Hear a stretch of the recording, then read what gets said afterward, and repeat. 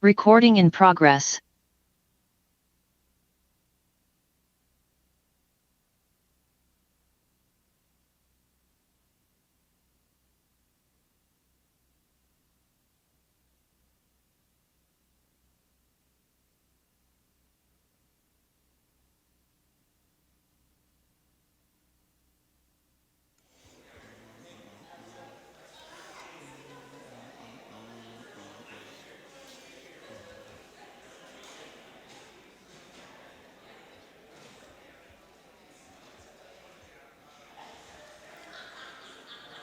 We can get the first one. Okay, all right.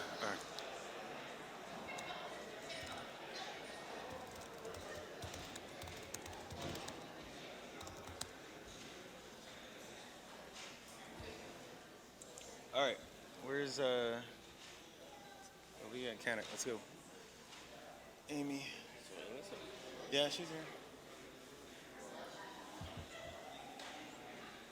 That's fine. Thank you.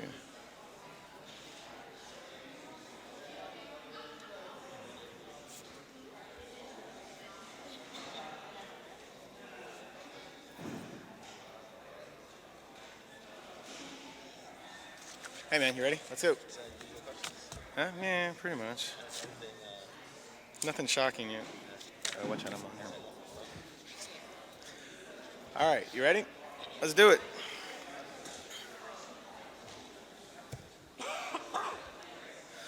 Good morning, everyone. Good morning, good morning, good morning.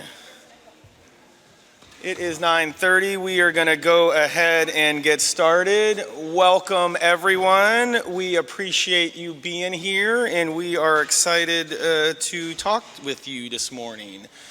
So let me, before we get started, let me just kind of explain how we will do this. We are going to answer as many questions as we can get through here today. The goal here is to hear your questions and allow my colleagues to answer those questions. So if you would like to submit a question, we have people who are raising their hands, and they will take your questions and make sure that I have them. I have a stack already, and I will begin working through those shortly. So I want to thank you all for submitting them in advance. I want to thank you all for being here. If we do not get through a question, we will make sure that the answer is posted later on the project site. If you would like information about the details of this proposal and the information that we have right now, you can go to monumentalalx.com. That is where we have studies, videos, all kinds of information. We'll be showing slides up here, 2 slides that kind of show just the depiction of the site, as well as we have a slide that has some details on the financials, and we'll have that up there as well. But other than that, you're here to hear from us, and so you have your city council here, and we will be working to get through answers, and I'll just kind of dish them out as we go here around the dais. So I'm going to just start and go right into questions. So let's start. Councilman Aguirre, you want to take the first question down at the end here? So the first question. So yesterday I went to my my eye exam, and she said some crap about me needing readers, which is total BS. But I'm going to try to go with it here. So you need to oppose this arena. We are homeowners who are concerned about the quality of life here in Old Town Alexandria. We moved here because of the quaint Old Town lifestyle. What can you do to preserve the historic Old Town lifestyle? Mr. Aguirre. Well, first off, I'll say that the mayor probably does need readers, so I think preserving the quality of lifestyle in Alexandria is something that is, top of mind for the majority of the council on here. I don't want to speak for my colleagues, but I know that we're always looking to make sure that, you're enjoying being here in Alexandria. That's one of our priorities. That being said, this project is not in Old Town at all. There will be no construction from this project in Old Town. When we talk about traffic, that's definitely an impact that could be seen. That's why we're actually in the midst of a study with Kimley Horn, which is a nationally recognized transit consulting agency. and they'll be giving us back some information on what impacts in terms of traffic we'll be seeing, in terms of parking. But, you know, it's a real concern, so we're going to be looking into it. But in terms of preservation of historic Alexandria, this is not next to it. Okay, anyone else want to jump in on that one? All right. What was the preservation of, I'll jump in on anything. But- Okay, Vice Mayor, go for it. Go for it. okay, it was preservation of history. Good morning, good morning. Thank you all for being here. I believe the question had to do with Old Town and preserving our historic Alexandria. This should not affect that at all. I have already. Okay, hey, so hold on for a second. So we're not gonna, no, let's, hold on. Do you want me to answer? Hold on, Vice Mayor. Hold on, I want to be crystal clear how we're gonna do this today. So we are gonna be respectful of all of your questions and make sure we answer all of your questions.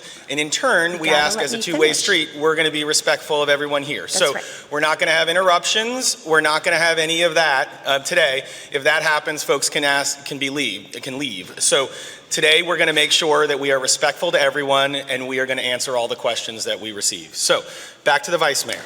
Thank you. As I was saying, you have historic Old Town, and that is our golden nugget. That is what makes the tourism come. That is what helps with, that's our namesake. That is what Alexandria is.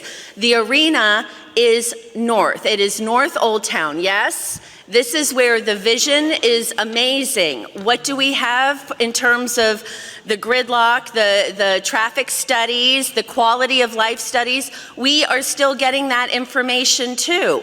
However, if we are looking to help preserve historic Alexandria, we need to be balancing the tax base. And in order to do that, we need to have an entertainment district, maybe not the arena, maybe the arena. But what we need is not to have the taxes on the backs of our residents anymore. And right now we're 80-20. So for a long time, all we've heard is no more density, no more people here, we can't take it. Okay, so we are trying to solve that problem. We come up with another solution, and now we're hearing people don't like that either. But we can't we can't look a gift horse in the mouth either. So we have to understand, as the arena people do, that this is historic Alexandria. This city has been here since the 1700s at least, if not before. So when we are moving forward, as we have done all those hundreds of years, this is just another way to go forward. And we need to help our residents in the tax base that this will bring, and it will be phenomenal. However, yes, we have a lot more work to do. Thank you. Councilman Chapman. Yeah, I'll keep it quick. Since 1749, when the city was founded, I think Old Town's job has been to try to preserve itself. It's worked very hard to do that. It's fought off a lot of outside influences.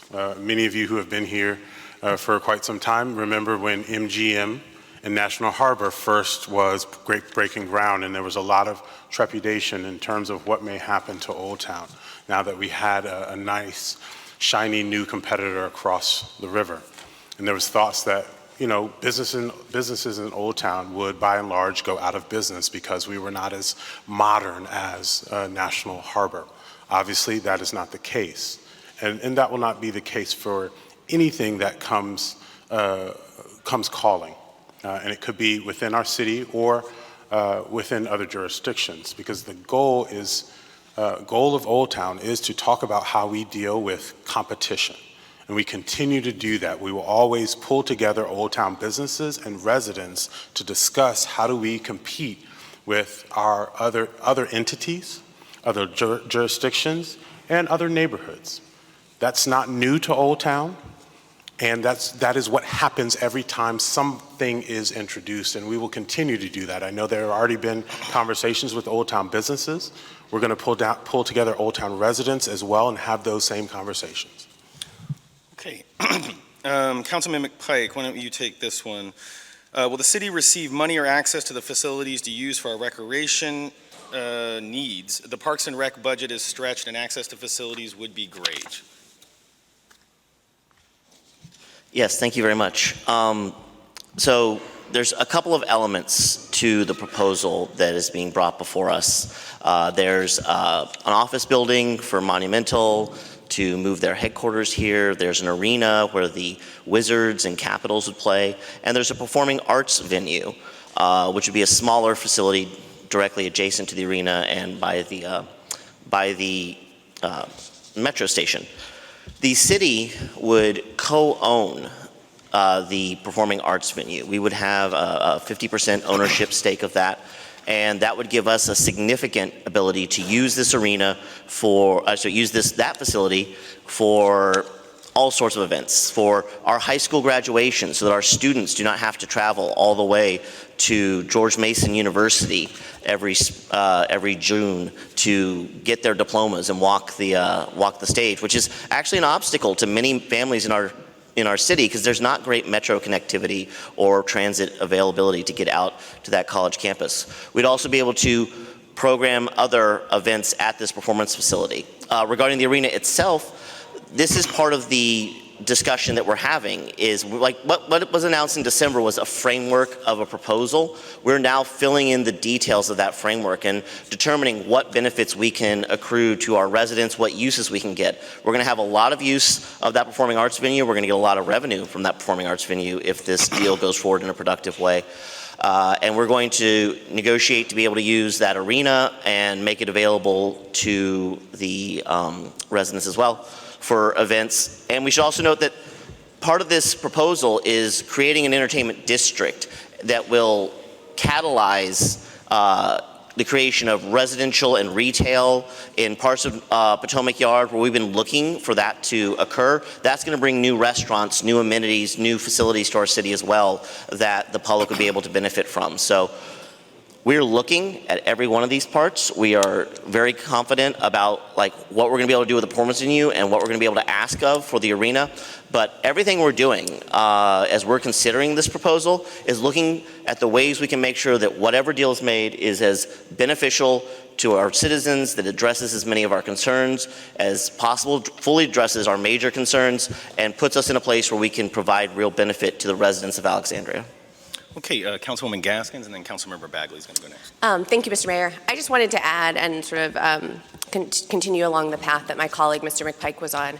I think for us, every single time we look at this deal, whether we are talking about arena, practice fields, environmental impacts, all of the different components, we have to be asking what is the benefit and what is the potential impact. And so I think as we are in conversations, the next step is really trying to define, based on what we hear from each of you, what those benefits can be. So for me, when somebody asks the question about access to facilities, I think we should be thinking much bigger than that. You know, if we're looking at access to the practice fields, how do we ask questions around what sports does that look like? Are there opportunities for these teams to offer scholarships to low-income children so that they have access to those fields? Are there opportunities for players or monumental staff or others to be mentors to these young people? But I think we shouldn't limit ourselves. I think now is the chance to really kind of look under the hood, ask the question about the benefit we want, and for each of the different things, really trying to figure out how do we make that a true benefit for Alexandrians and how do we make it serve the most people. And to me,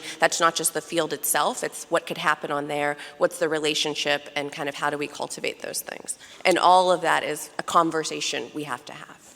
Councilmember Bagley. Thank you. And I just wanted to add one little the practice facility for the Wizards is also in discussion, which, and just not to, everything Mr. McPike said and my colleague said now, I just wanted to add in, that's another piece of it, and I think it speaks to this question.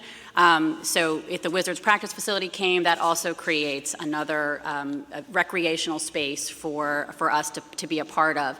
And to expand further and sort of second what my colleagues have said, I lived in DC for quite a while, and Ryan Zimmerman Little League Field is in the neighborhood of Nats Park. And, it's a really nice field. It's got a very professional looking scoreboard. And I think, to some extent, these are the kinds of benefits as well that we are thinking bigger than, how do we continue to leverage the relationships, the investments for youth, for practice facilities, beyond simply the tax dollars or beyond simply ticket sales, that sort of thing. Okay, Councilwoman Gaskins, why don't you take this one? What about housing for people who are above low-income housing but don't make enough to afford rent prices or buying now? Yeah, sort of piggybacking on community benefits, I think this deal, we talk a lot about transportation, quality of life. Housing is a critical piece of quality of life. And I think being able to articulate what that looks like and how we're going to deliver on that is critical. I think there's a couple things we should be thinking about if this moves forward. First and foremost is on site. Part of what has been presented here is that the arena would be a catalyst for other types of development. Some of that other type of development is housing. And so being specific about the types of the affordability of those units and having a range, not just for our deeply low income residents, but those who are in some of those brackets that are often left out by traditional financing. I think the other piece is one of the ways we fund housing in our community is through our meals tax. Again, a ripple effect that has been talked about from this is potential restaurants and retail and other types of uses that might sell food. And so thinking about how we are intentional about using that potential new revenue in projects that could create more affordable housing, again, for a range of people. I think the other thing we have to get clear on is those are just two types of tools, and there are existing tools. If this is a monumental opportunity, then the part of the opportunity should be thinking about what are the tools we don't currently have to serve folks in the market who are not being served. That might be, is there a preservation fund we could create? Are there other types of financing tools to help preserve existing affordable housing in our community that serves more of those ranges? So to me, a lot of this is we're learning and gathering information too, and so my biggest questions on housing are how do we leverage every single piece of those, and then not just at the local level, how do our state legislators, how are they thinking about the Housing Trust Fund and other tools that are available at their disposal to be able to help us serve more residents in this community? Okay, Councilman Aguirre. I agree with everything that my colleague just said. The only thing that I would add is just to remind everyone of what the area median income in Alexandria is, right? So when we're talking about 100% of the AMI, we're talking about for an individual 90,000, and I believe it's is it 130 for a family of four? So just keep that in the back of your head, right? When we're talking about not just affordability, but just homeownership opportunities, that usually with the program, we have an assistance program for homeownership, and that's from about 70 to 80% of the area median income. So we're definitely cognizant of the housing issues that we have, not just here in Alexandria, but in the region. And so we're always trying to look for as many opportunities across the entire board as possible. Councilmember Bagley. And if for those of you who were watching Thursday night, and for anybody who wasn't, there was then the announcement by JBG about the commitment to preserve 500 market affordable units in Alexandria with a focus on Arlandria. And that's sort of to my colleague's point about what are the non-traditionals, tools that this might create. And that's an example of one. That sort of commitment is specific to this project moving forward. That's not the type of commitment that would happen with otherwise natural development in Potomac Yard. So there's one example of sort of a housing-focused, unique opportunity that we are pushing for as part of this possible project. Councilman McPike.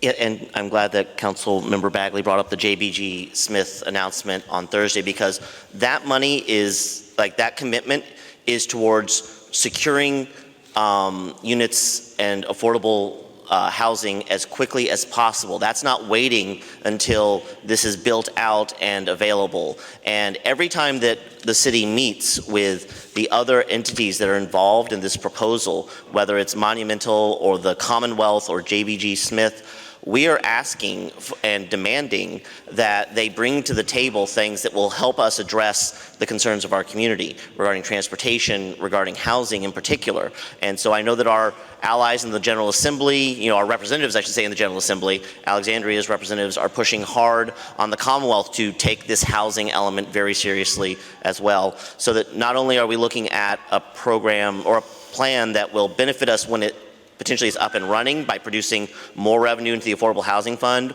or catalyzing the direct development of affordable housing units, but that we're addressing the time between a potential approval and a potential completion and the housing issues that could arise then.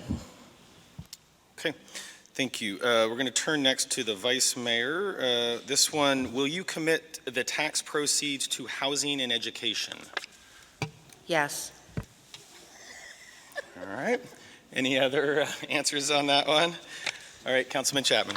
Yeah, one of the things I've been thinking about and looking at this whole thing is what are some localized commitments that we can make. One of the things that, if you are following along with some of the discussions happening at the school board level, a consistent one is teacher pay. And so how do we take this specific project, if we do it, or even if we don't do this project, look at a economic development project in the city and say specifically from that particular project, how do we take a certain amount of that revenue and commit that directly to additional teacher pay? Irregardless of what we do in the budget and we do in the general fund, I think we can make that direct connection with any economic development project we have in the city and sloughing some of that money off into education, and particularly teacher pay, because that is the thing that is, we are competing with every other jurisdiction for good teachers. And so making sure we have a stream of revenue committing toward that, regardless again of what we do with the general fund, that helps ACPS be able to compete for the teachers that they continue to say that they need.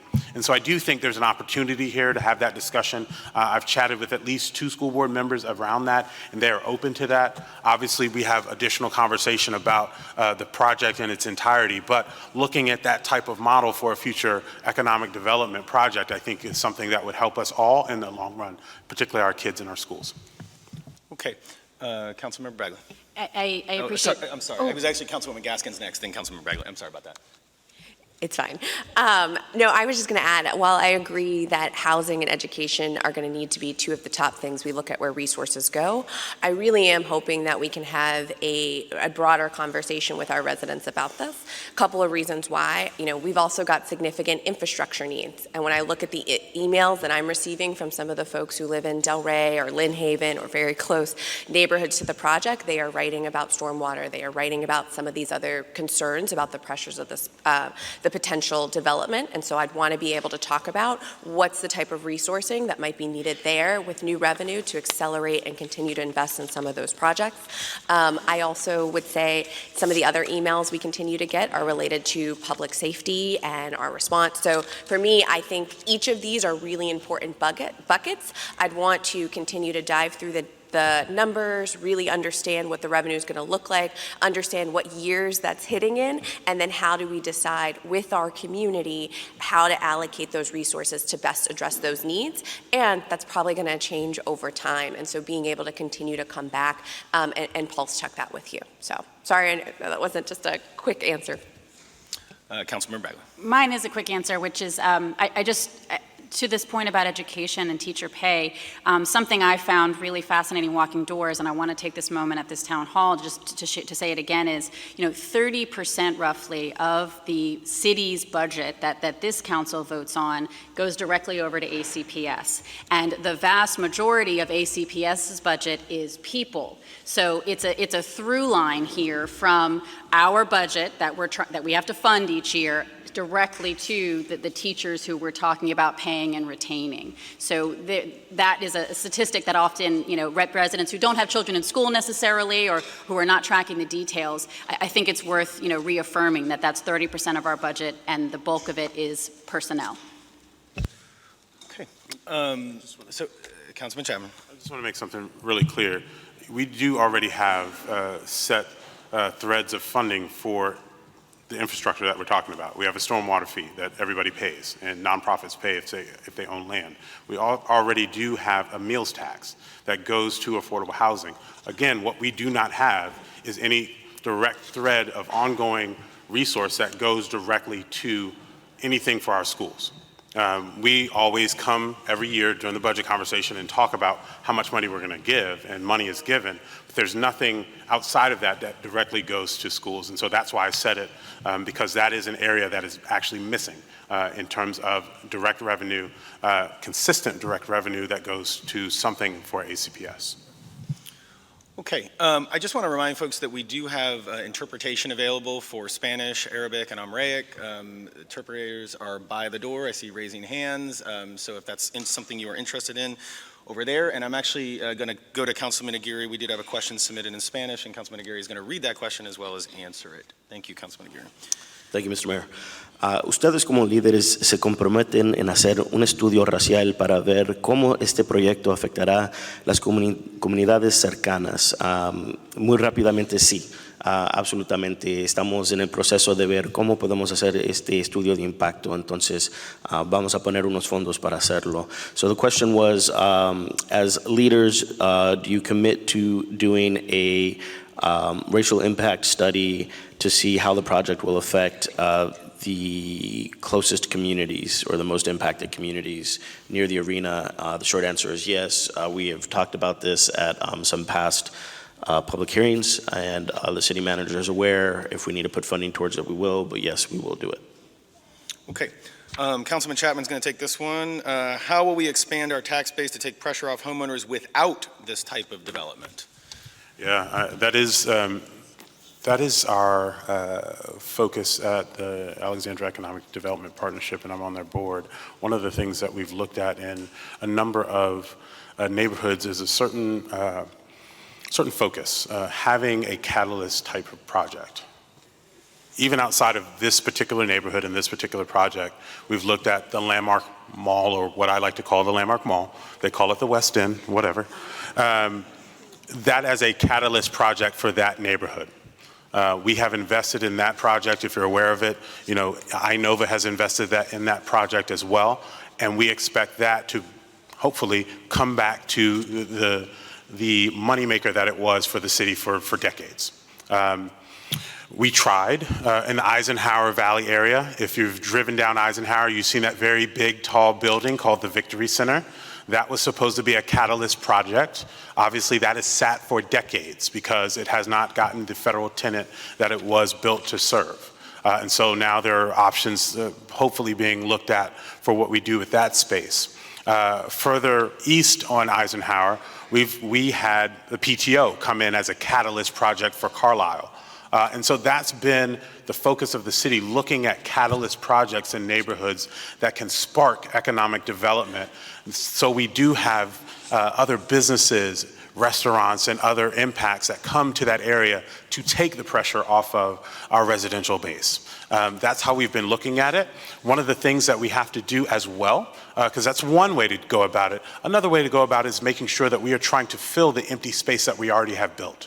I think that is really key, particularly for our main streets in Alexandria. You know, if you go down Old Town Alexandria, a couple of years ago, we had a good high percentage of vacant spaces along King Street, and we've started to work to change that. That's going to be the same in any other main street that we have, as long as the economy is this way. And also, we're concerned about the cost of commercial space. There's a longer conversation about that, but those are some of the things that we need to do in order to not only pull businesses to Alexandria, which we can talk about at length, but also retain the businesses that we have here and grow smaller businesses like a port city into a much larger business. Councilman Aguirre. One of the other things too, you know, it got brought up earlier, the imbalance that we have for our taxes, right? We're overly reliant on our residential taxes, and we really don't have a commercial base that's built out. One of the potentials that this deal has, and of course there's still questions, and we're still trying to get some more of the details on this. One of the potentials that this deal has is to either maintain the tax rate at what it is and still be able to pay for everything, or even potentially reduce the tax rate overall in the city and still be able to pay for everything. So this is something that the council is looking at in terms of the health, the financial health of the city, that we have to take very seriously.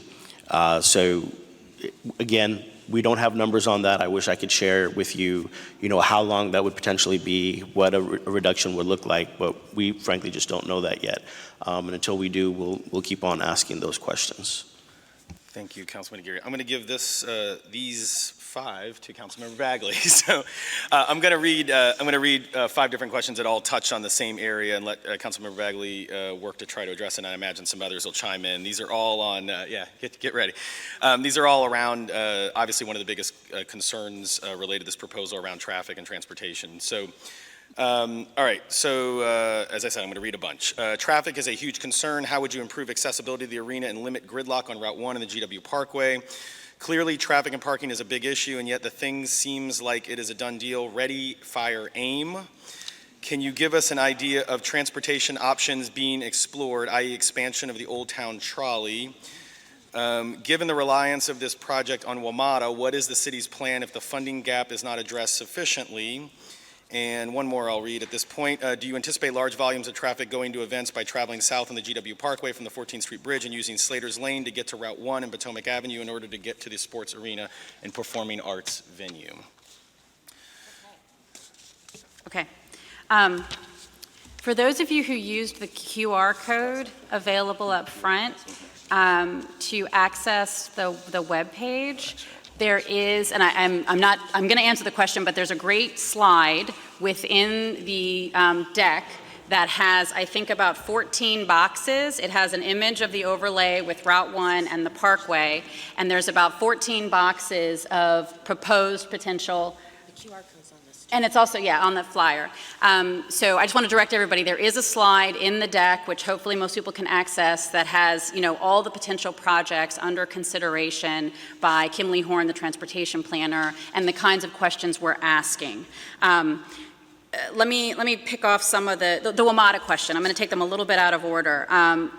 I was just in Richmond with NVTC on Monday and Tuesday with my colleague here, Councilman Aguirre, explaining and going over with the General Assembly why we must invest in Metro. Arena or no arena, Metro generates $2.5 billion for the Virginia General Fund. That represents 5% of the Commonwealth General Fund. Metro is an absolute economic engine for this region, and if you took all the people who get on Metro every day and put them in a car, that line of cars would stretch from New York to Chicago, just to give you a visual. We cannot abandon Metro, and we must continue to do what my colleague and I and others are doing, which is impress upon the General Assembly, the governor, and our partners in Metro in DC and Maryland that this is a vital piece of our network. It's also safe and environmentally, a better choice as a society moving forward. So that is my commitment to Metro. That is, I think, this council's commitment to Metro, and those are the sort of facts and lessons we are trying to impart into the General Assembly. I forget how the Metro question was phrased, but I hope that addresses it. We see Metro as a key piece of this project's viability. And actually, in terms of chicken and the egg, it was the Metro that came first. This site would not be under consideration but for our investment in Metro and having put it there. The Metro site made it an interesting, viable possibility. So that's the Metro piece. The options, including the expansion of the trolley on King Street. Personally, I love that plan. One of my first conversations on council was about how can we expand the trolley from sort of a back and forth to a looped, let's go up and around.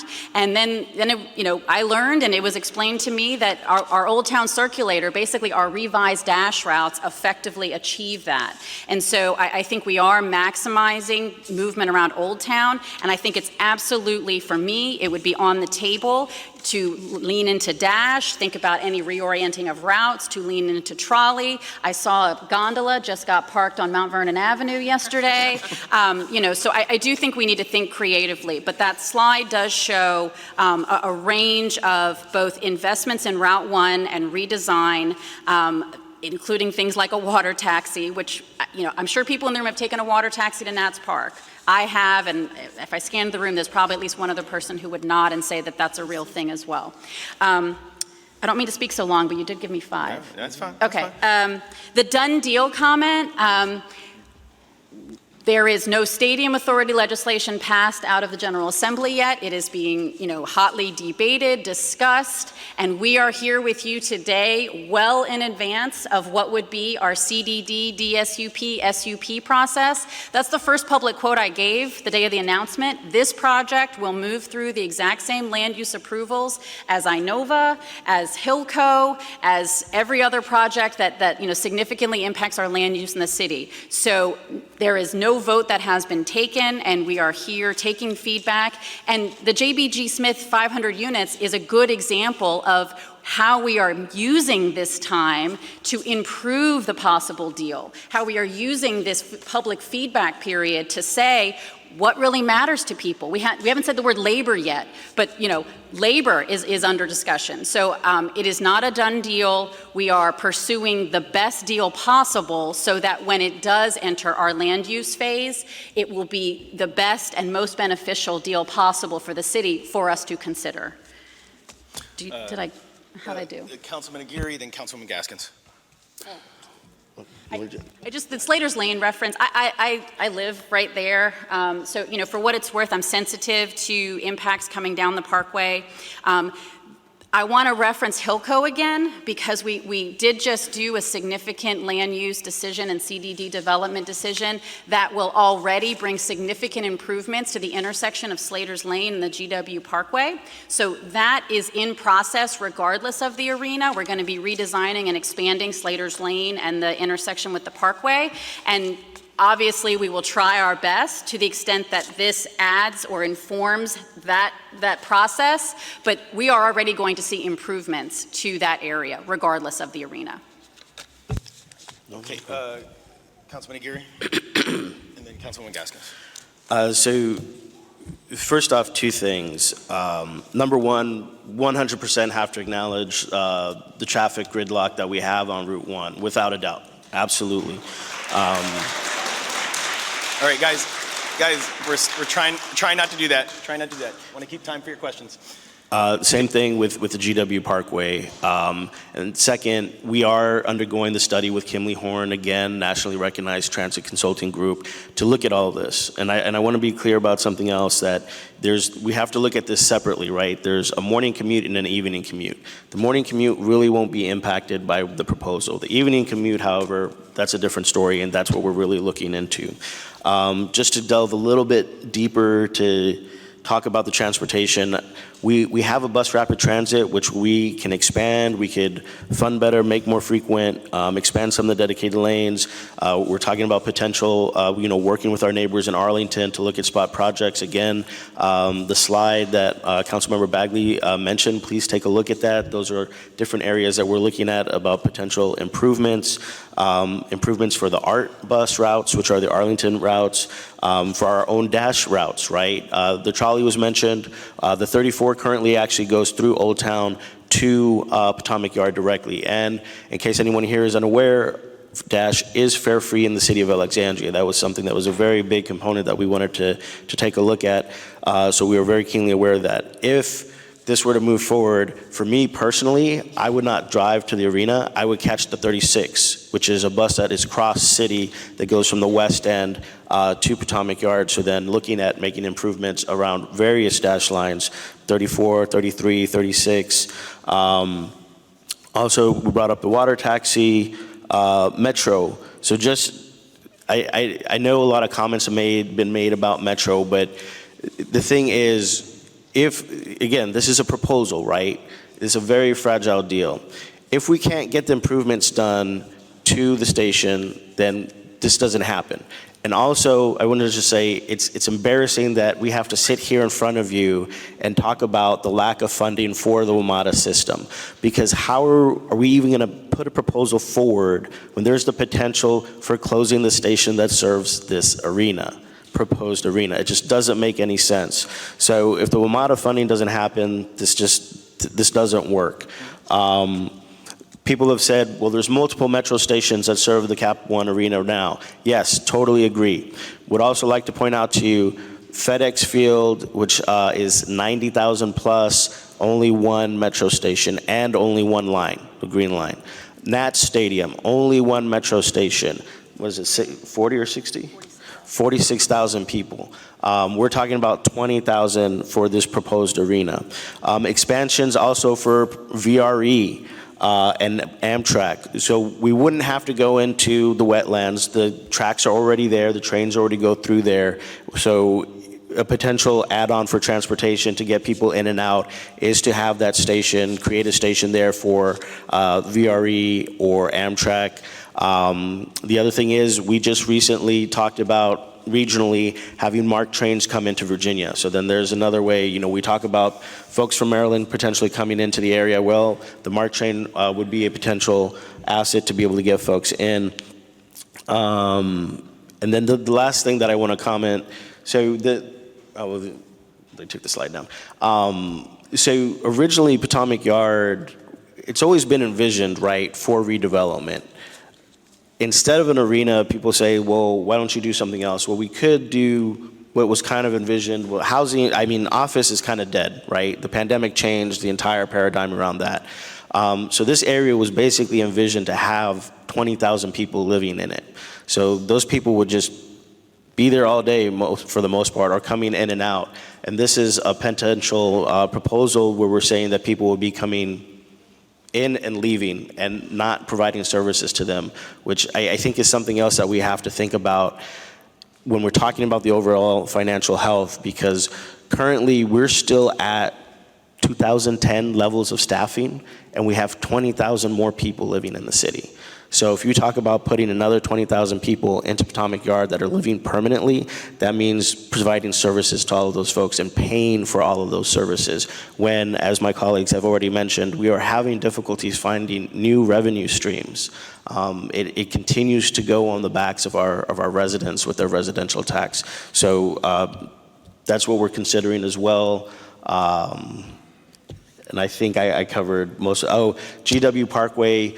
You know, we want to make sure that we're protecting the scenic easements, protecting the environment. So any conversations around the GW Parkway will first of all have to go through a most definitive environmental impact, no questions asked. But if we can avoid doing anything around the GW Parkway, I think we'll try to do that. Okay, Councilwoman Gaskins, then I think Councilman McPike. Thank you, Mr. Mayor. I just wanted to add one other dynamic to this. So both of my colleagues pointed everyone to slide 18 with the list of projects. And I think what's important is this is a great list, but I think sometimes we ask, but like, what are you actually studying? Like, we listed these things, but what's behind that?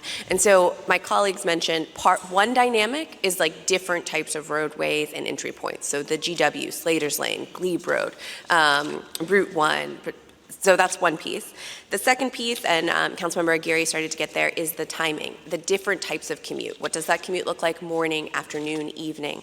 The third piece they're looking at is also the commute is different depending on type of event. You know, an NBA game attracts a different crowd than Paw Patrol Live. So like really figuring out what is the type of like what is the type of event that's happening, who might be coming to that, and so forth. So that's another dynamic because it's not the same crowds. And then a whole nother layer, which we often don't talk about because a lot of the questions are how people get in and out of the arena. If this comes through and it is a district, then there are people who live there. And so there are the questions we have to be asking about walkability, trails, bike and pedestrian infrastructure. And so that's a whole nother piece. So I just wanted to assure people that when you see these studies, there are many other factors that are being evaluated through each of that. And there are going to be potentially different solutions that are put forth to say, okay, this is what might be needed on the highest type of demand, and this is how we have to be thinking about it, versus this is the type of traffic treatment that needs to be thought about on lower demand days or non-peak days, I guess is the official term. And then finally, we didn't get asked about this, but beyond just the district, there is a whole additional look at the impacts to the neighborhoods. And as people go into those neighborhoods, what type of treatments from complete streets to speed bumps to enforcement are needed. So I just wanted to put that there as well. Councilman McPike. Councilmember Pike. Hello. Hey, guys. We're trying to make sure your questions are heard. Councilman McPike. Thank you. I don't want to add too much to what my colleagues have said because they have hit the major points. I just want to highlight the main question. Well, one of the main questions we got here was about WMATA and the challenges facing WMATA. WMATA will be facing this current challenge, whether this arena proposal had come forward or not. It would be facing these current challenges, whether this arena proposal is accepted or not. The question is, how do we get Richmond to commit with us to supporting a positive future for WMATA? And I believe that the governor's involvement in this agreement puts him on a hook regarding WMATA, because this can't happen without a stable and funded metro system. It simply can't, because the first thing they're going to do is they're going to take away our Potomac Yard station. And we have an administration that is somewhat skeptical of putting more dollars into transit in Northern Virginia. This is, when I talk to our representatives in Richmond, this is what I tell them to hit. This is what I tell them to focus on with the governor, which is that we need this money to keep WMATA functional. We need a plan to create a dedicated revenue stream for WMATA so we do not end up in this situation again. And we can use this as leverage to push that conversation forward. Because this is a transit-driven community. This is a transit-driven region. And without that transit base, as you say, we're in a parking lot that goes all the way to Chicago. When we look at this deal, the finances, the slide it's up right now. The financial question, I think, is very solid. The real questions we have are about transportation, about impacts on housing, about what we can do to ensure that our values regarding labor and those issues are reflected in the final agreement. And so I'm glad that we got so many questions about transportation, because this is one of the big buckets that we need real answers to. We have a transportation report that's coming out this week, but we need a commitment from our General Assembly, from our governor, to sustain WMATA, not only to make this deal viable, but to make our region and our city viable into the future. Okay, I'm going to go to Councilwoman Gaskins. This one's about Paw Patrol. Can you explain to me what Paw Patrol is?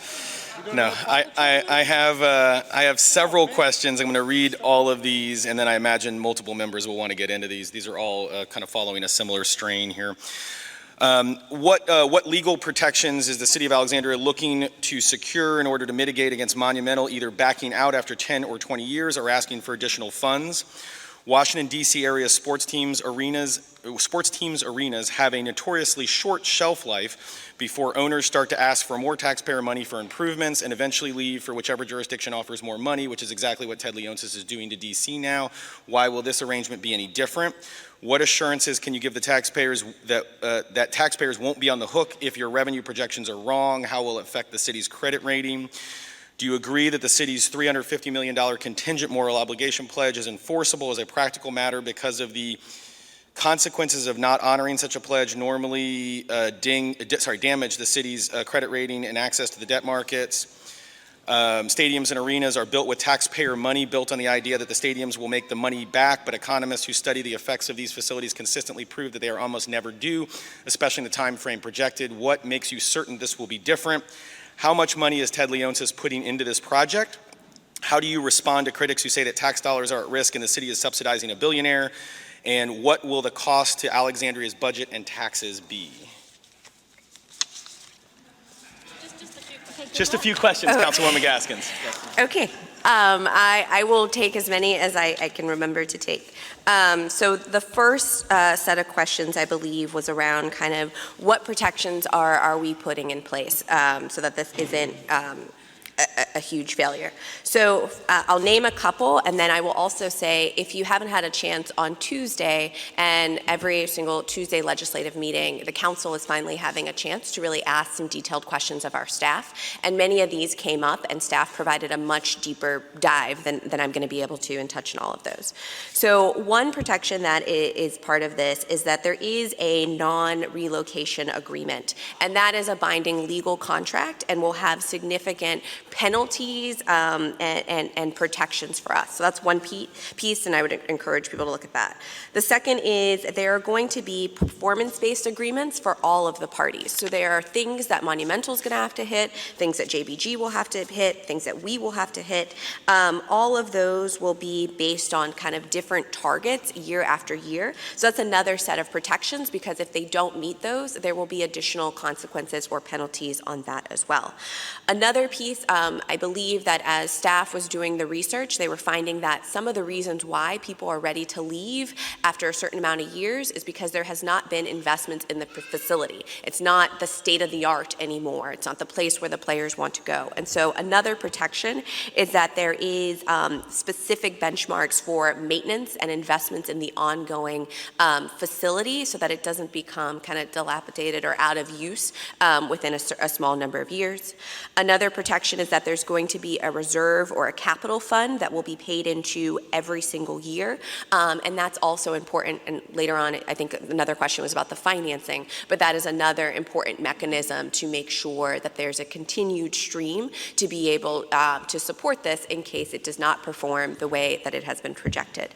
And then the last type of protection that is in there is that I believe when staff was looking at the research, they found that it's easier to leave when one party owns the land and another owns the asset. In this case, you have the stadium authority, which would actually sort of take away some of that conflict because they would have the land and the asset. I would say the financing is probably, it's harder to go into a detail, but I think kind of the key point somebody asked, what is Ted Leonsis putting into this? It does require a $400 million investment from him. It also, the ways in which some of the bonds will be paid back are through the lease agreement, and so there's ongoing lease payments as well. The other parts of the financing, and again, I'm just giving high level, are related to the type of bond financing that would be issued through the stadium authority, and that is paid back through the additional tax revenue that is generated on the site to kind of pay that back. Can you give me a preview of maybe one or two other topics? I tried to capture. Yeah, I think. Okay, well then I will stop. Yeah, there was one question around the impact on city's credit ratings, and then our budget. So I don't know if you want to take a swing at those, or Councilmember Pike's ready to. Sure. Councilmember Pike and then Councilmember Bagley. All right, thank you. Yes, regarding our credit rating, every year Alexandria, the mayor, members of our finance team, the city manager go to the credit rating agencies and lay out our budget, our revenues, our projections for the future, and our expected expenses. And when they do this, we get issued a credit rating, which is AAA. We continue to hold a AAA credit rating. At our last discussion with, a presentation of this was in its nascent stages, and the credit agencies were aware of it when they issued our continuing AAA credit rating here in the city. Preserving that AAA credit rating is essential to Alexandria's financial future and our budget, because that rating is what determines the interest rate that we pay on our capital improvement loans that we use to build our roads, to build our schools, to build all of our city's infrastructure. So the way that this deal is being structured is in large part to protect that credit rating, to ensure that the revenues that are forecasted to be produced are well in excess of whatever bond payments the city would be making on the bonds we would issue for the construction of the performance venue and the parking structure. It's always the wrong chart when I go to reference the slides. There it is, thank you.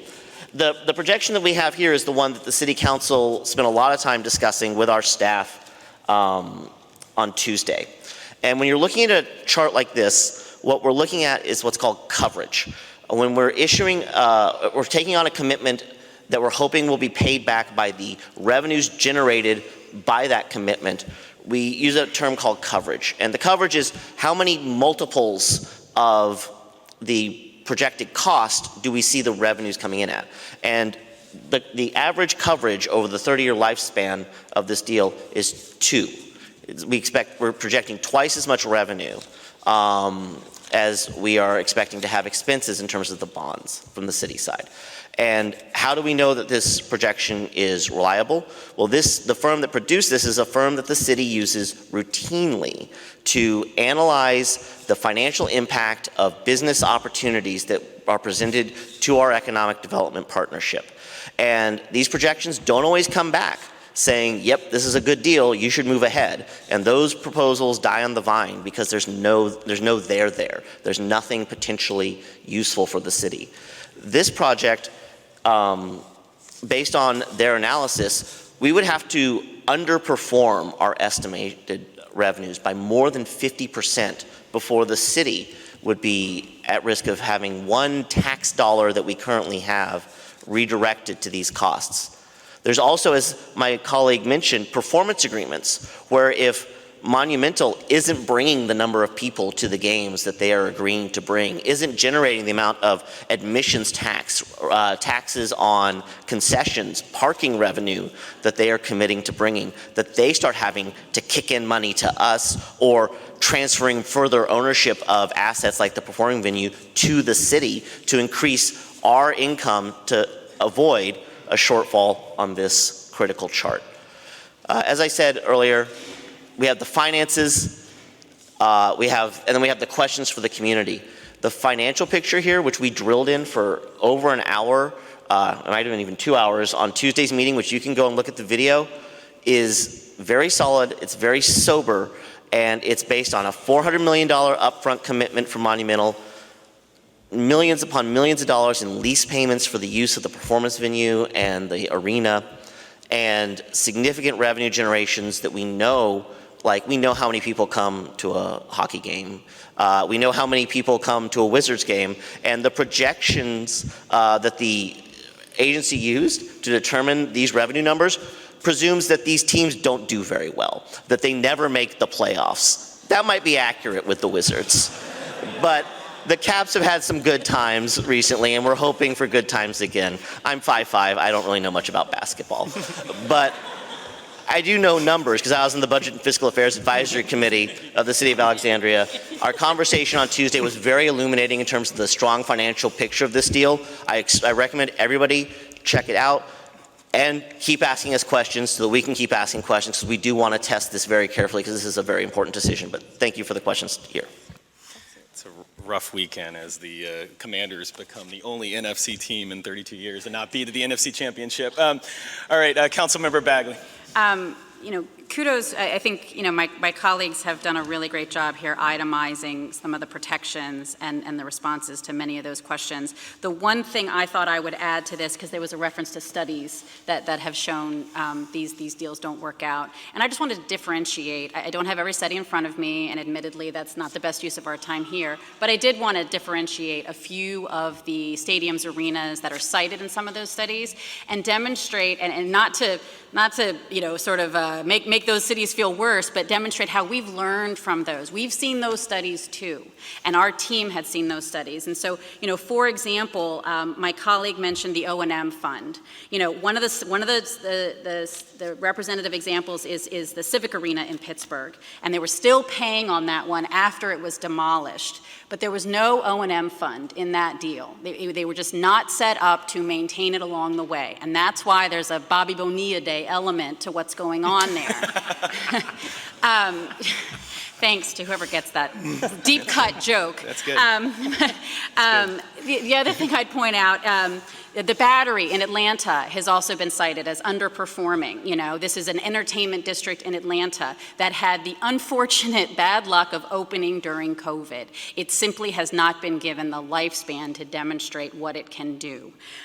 Soldier Field in Chicago is often cited. Soldier Field was built in 1924, and in early 2000s, it needed a massive, reinvestment, and they had to figure out, how do we keep this facade, because everybody feels very strongly in Chicago Chicago about Soldier Field, but sort of jerry-rig a new stadium around it, above it, on top of it. Very different challenge. That's an NFL stadium, not built as part of a larger district. And so, some key differentiating factors. And then the Rams, they are still paying for where the Rams paid in St. Louis because they didn't have a relocation clause.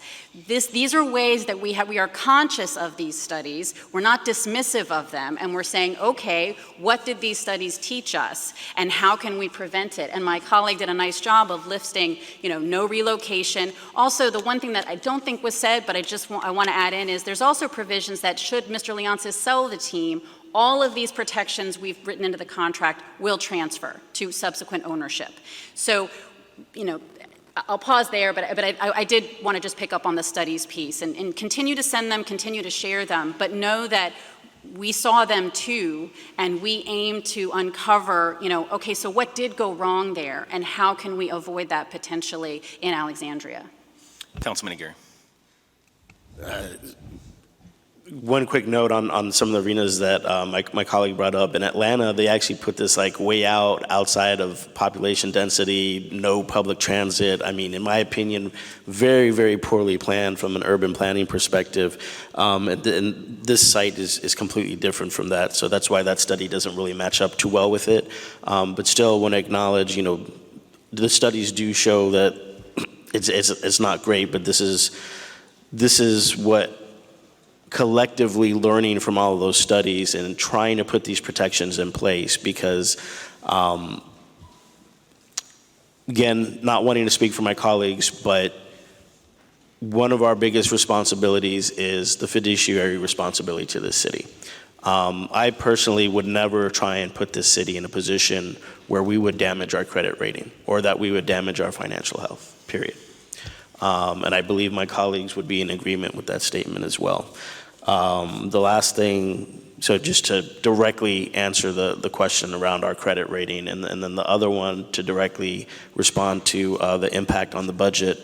Well, if it doesn't happen, well, I mean, there's no impact other than, we still are going to go forward with our imbalance between commercial and residential tax base. If this does go forward, there's not a new tax that we put on the residents. It's new taxes that are created and generated from this site that will potentially help us pay for all the services that we need, as well as either keeping our tax rate on our residential taxpayers steady or potentially even reducing it.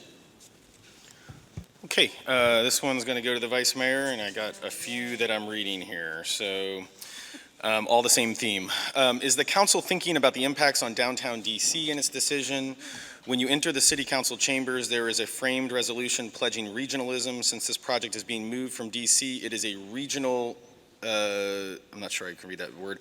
Will you commit to some revenue sharing for Washington, DC, who has invested a great deal for their moving venues? We expect Alexandria government to look out for Alexandria first. However, given Alexandria's interest in a healthy city center in DC, is there any consideration for how paying their sports teams to leave downtown DC will negatively affect the region as a whole? What happened to the COG mantra, we're all in this together in this region, and now you will harm DC by taking the arena? Does Alexandria have a moral duty not to leave a big hole in DC by accepting these two teams, or should that not be a factor? Wait, whoa, not doing that. Vice Mayor. Thank you. That's really good questions. So I'll start by saying I go to the Caps games, the Wizards games, I get on the Metro, or we take Uber, we do one of those things with a family of four. I believe that we are in this together for as much as, and this is the thing, I feel like we can't look a gift horse in the mouth, right? We have the opportunity to have something really great here. And it's unfortunate that there's a whole other level of deal making that fell through on the DC side. Is that our problem on that level? No. Guys, we're not doing that. We're not doing that. No, we're not doing that. I would say no on that. But are we going to miss the opportunity to have something amazing here if this works out on this side? Absolutely, I wouldn't miss this opportunity. Just for the, oh, I thought Chapman would. Yep. But I do believe that it really is unfortunate on the DC part, because I understand as we are looking at this here, the entertainment district, when you bring this arena here, you're bringing the teams here, you're bringing small businesses here, you're bringing more residents here that want to be close to that entertainment district, that want to be close to the historic Alexandria neighborhoods, and just come to Alexandria. And if we're promoting what we always do in Alexandria about how this is an economic win on so many levels, then you can't really, say no to this. But it's heartbreaking on the other side. I grew up here. I was going to the CAP Center way out in Landover. I was going to RFK. I was going to all these things that have already changed over. And now here we are at another change. So I believe that it is a regional thing. I think Leonsis put out a letter. It was 44% of the fan base is Virginia, 41% was Maryland, and then 11% was DC. I believe it was something along those lines. And so Virginia has, in that case, 3% over anybody else in terms of the fan base here. So when we're working to find something to promote for the arena, I would say it's absolutely our fan base is already on this side of the Potomac. However, should that stop anybody from the tourism to go to DC, as it will come to Alexandria and Virginia and the region? This is part of the aspect also of our waterfront was amazing, is amazing, will continue to be amazing, but we were supposed to be the first to completely develop our waterfront. Instead, we watched as National Harbor was developed first, and what they had with a conference center and hotels and that type of mixed use on that side. Then we saw the wharf being developed in DC while we are still sitting here waiting for ours to be completely developed. So is this another opportunity we'll miss, or just grab it by the horns and say, let's go, let's find the improvements we need and make it happen, but also help facilitate DC getting back on their feet if they need anything. We're right here, we're neighborly, just as they have always helped us, as Maryland has also. Councilman Chapman. Yeah, so being a fourth generation Alexandrian and never having lived or having any member that's ever lived in in DC, it's always hard for me personally to kind of say that DC is woe is me. I look at their economic development department and they're maybe 10 times the size of ours. I look at the fact that they're our nation's capital and people are automatically drawn to that. We talk about tourism. They get millions more dollars in tourism than we do. Do they say, hey, come over to Alexandria after you've stopped over in DC? No, they don't. We fight for ourselves. And we tell our history that was here before DC. Like, that's what we do. We've always competed in this region. While we are a region, we certainly understand as a region, whether it's Alexandria and Virginia, DC and Maryland and parts of Maryland, that individual businesses choose to make a business decision about where they want to go. Let's look at PTO. Let's look at NSF, FBI. Those businesses, particularly to the two I mentioned, those did not start in Alexandria. They started somewhere else and then made a business decision to look around the region and decided to pick Alexandria. Do I think that, and let me get away from DC. When we've had challenges here, we have rolled up our sleeves and figured out how to address those challenges. I got some former council members here. They can remember some of the times when we've been challenged. Again, when MGM, National Harbor, came, we had to roll up our sleeves and figure out what we were going to do. DC now has that same challenge. I saw their mayor pull together a task force of business leaders to say, hey, how do we as DC, as Washingtonians, address the challenge now in front of us? That is what local governments do.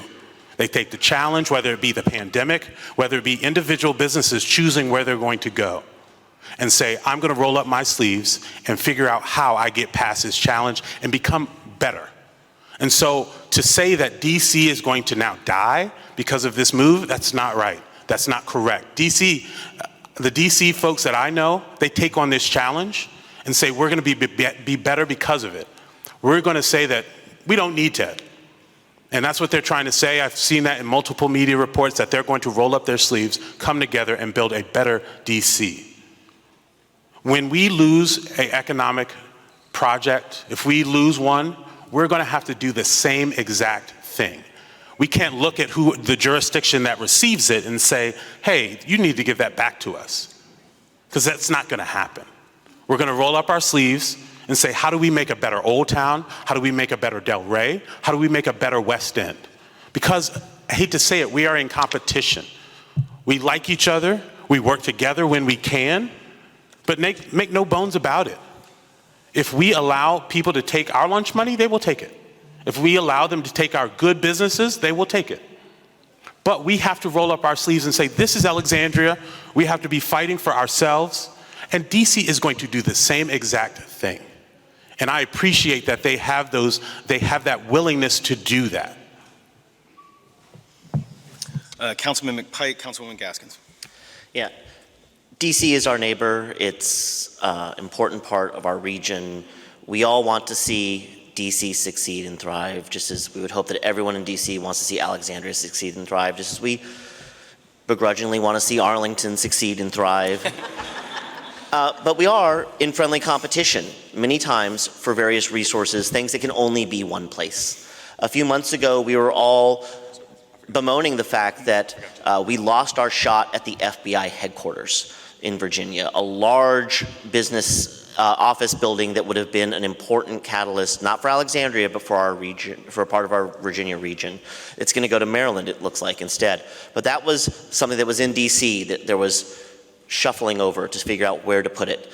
And we competed in a friendly manner, knowing that what benefits us often has spillover benefits to the other parts of our region. When Amazon moved to this region, they moved to Arlington.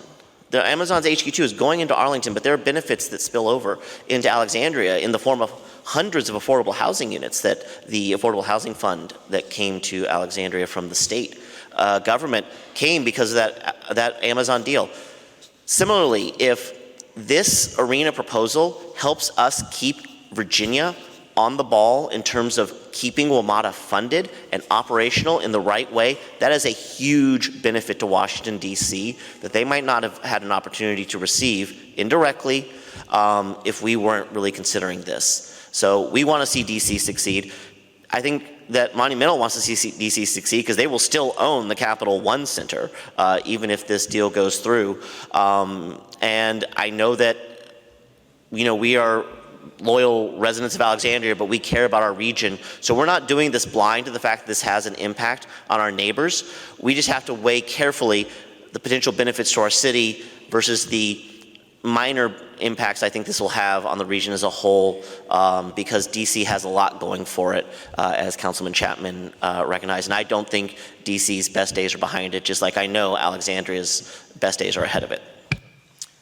Councilwoman Gaskins. I just wanted to quickly, I know the Vice Mayor mentioned the letter that Ted Leonsis put out the other day. I would just encourage people to go there for more information, because it's not just on us to solve. And I think in there specifically, there is a section on Ward 7 and 8. And one of the things I found really interesting is in the facilities that they built in Ward 7 and 8, it talks about how they've actually already prepaid the entirety of the lease payments. It also talks about every year sort of a $10 million philanthropic commitment that they have put in not only to DC, but specifically in those neighborhoods. It talks about some of their commitments to other fees and payments that will be ongoing to the district. And then finally in there, it begins to talk about kind of, Councilmember Parks McPike started here, but what is their plan and vision for the future of Capital One, as well as they mentioned that they want to maintain an active presence and they want to be a part of the planning of the Renaissance for downtown DC. So I would just say that I appreciate the question here. I think my colleagues have covered our role in it and how we think about economic development broadly, but there is information out there on specifically how DC is thinking about this and how Monumental is thinking about the ongoing investment that they need to achieve based on the promises they made to that community. Councilman Aguirre. So I'm a huge believer in regionalism. I absolutely want to see a healthy DC. It's important to the entire region. But I want to give a little bit more perspective too, right? DC, 700,000 people. Prince George's County, million plus. Montgomery County, million-ish. Fairfax County, 1.2 million. We have 160,000 people over 15 square miles. We are a small jurisdiction. And Councilman Chapman's right. They will take our lunch money.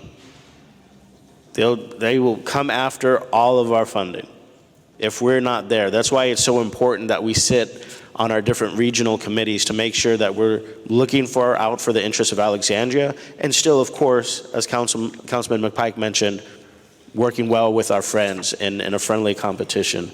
So we have to be cognizant of that. Secondly, I think this was a gut check for DC. And as was said, the mayor's putting together a whole task force to see what do they need to do, what do they need to change, because there were real reasons why this was even a consideration, right? If there weren't any issues going on in DC, the team's probably staying there, and this isn't even a conversation. And lastly, this one kind of got me, the revenue share thing, and I'm glad that the different waterfronts were brought up, because when National Harbor came online, when the wharf came online, the situation with the FBI building, there was zero talk of revenue sharing. So let's get that completely out of the conversation. Okay, this one's going to go to Councilman Chapman. Are there plans to increase police force to support patrolling of Potomac Yard? How will it be funded? How will the city pay for and recruit additional first responders for the stadium? So yes, there's going to be an additional presence there. And this is a perfect opportunity to note a great difference between the way DC and Capital One is handled, FedEx Field, and the way we're going to handle this particular project. And I think one of the reporters that published this story was in the room, but there was a significant decline in the amount of police support that was given to the Wizards and Capital One from, I want to say, maybe 40 officers when they started to a single-digit number quite recently. And so there's been some significant challenges over in DC about how they handle it, mainly because MPD is mainly the only department that they use. We do not have a plan to use just our singular department. It's going to be a mixture of Alexandria, Arlington, possibly Fairfax. Also, you're going to have Metro Police because you do have it near that site. There's a potential to use National Park Service Police as well. And so using all of those different jurisdictions and departments, to bring together a solid public safety plan is the current goal that's being worked on right now. The costs of that is being worked on right now, and I believe much of that is going to be borne by Monumental as well. One of the things that we've seen is that that type of blended opportunity and blended plan works. If you visited the Commander's Stadium, you see that there's Prince George's County Police, I've seen Montgomery County Police, I've seen Maryland State Police. Oh, and I forgot Virginia State Police as well on our side. And so there is going to be a much larger significant police presence for events, and that's the goal. And as I think one of the other questions was, I want to make sure I answer it. So how will we recruit for that? I think that is a magnificent recruiting tool, the opportunity for additional overtime working some of these games. I do know officers in other jurisdictions that have been able to gain additional revenue and income by working a few games, whether it's for the Capital One or for FedEx Field. And so I do know that's a great recruiting tool. And again, that's a recruiting tool that will be able to be borne by a number of jurisdictions that will be able to work with us and partner together for this public safety plan. And so that is the intent. And that's why I would say our public safety plan is probably a lot better than what is going on currently, because we have a lot more departments to pull from. And so that is probably one of the stronger pieces that I'm confident in that we will be able to handle. One of the things that, as we continue with conversations, I'm going to hopefully bring into more of a conversation is how do we do the same thing, a blended support with parking enforcement.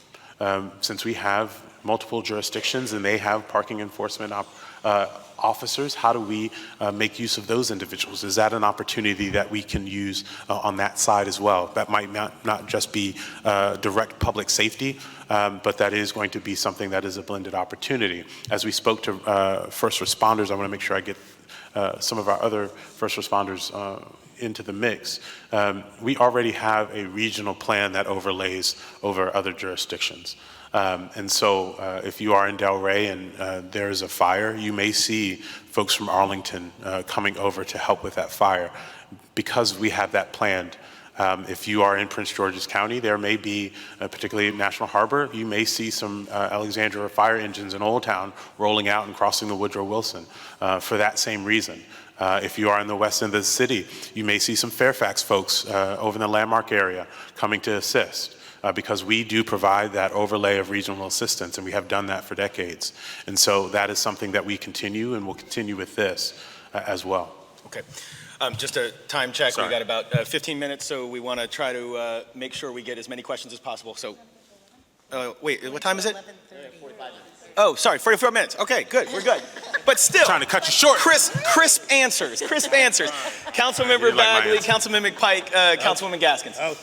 So, Got a lot of questions. I want to try to get through as many as possible. so I just thought I would use this question and that answer to touch on a broader point, which is the revenue projection figures and the budgeting numbers are accounting for these kinds of costs. So, like, when you look at, everything above that yellow line, it's accounting for revenue expected after we've paid for additional police, additional trash collection, additional, painters and plumbers. And then the, oh, darn, it just ran away from me. Did I write it down? Hold on. Police budget. All right, we'll come back to you. Councilman McPike. Well, the point I was going to make is that the revenue projections already factor these added costs in. Councilwoman Bagley got there first. All right, Councilwoman Gaskin.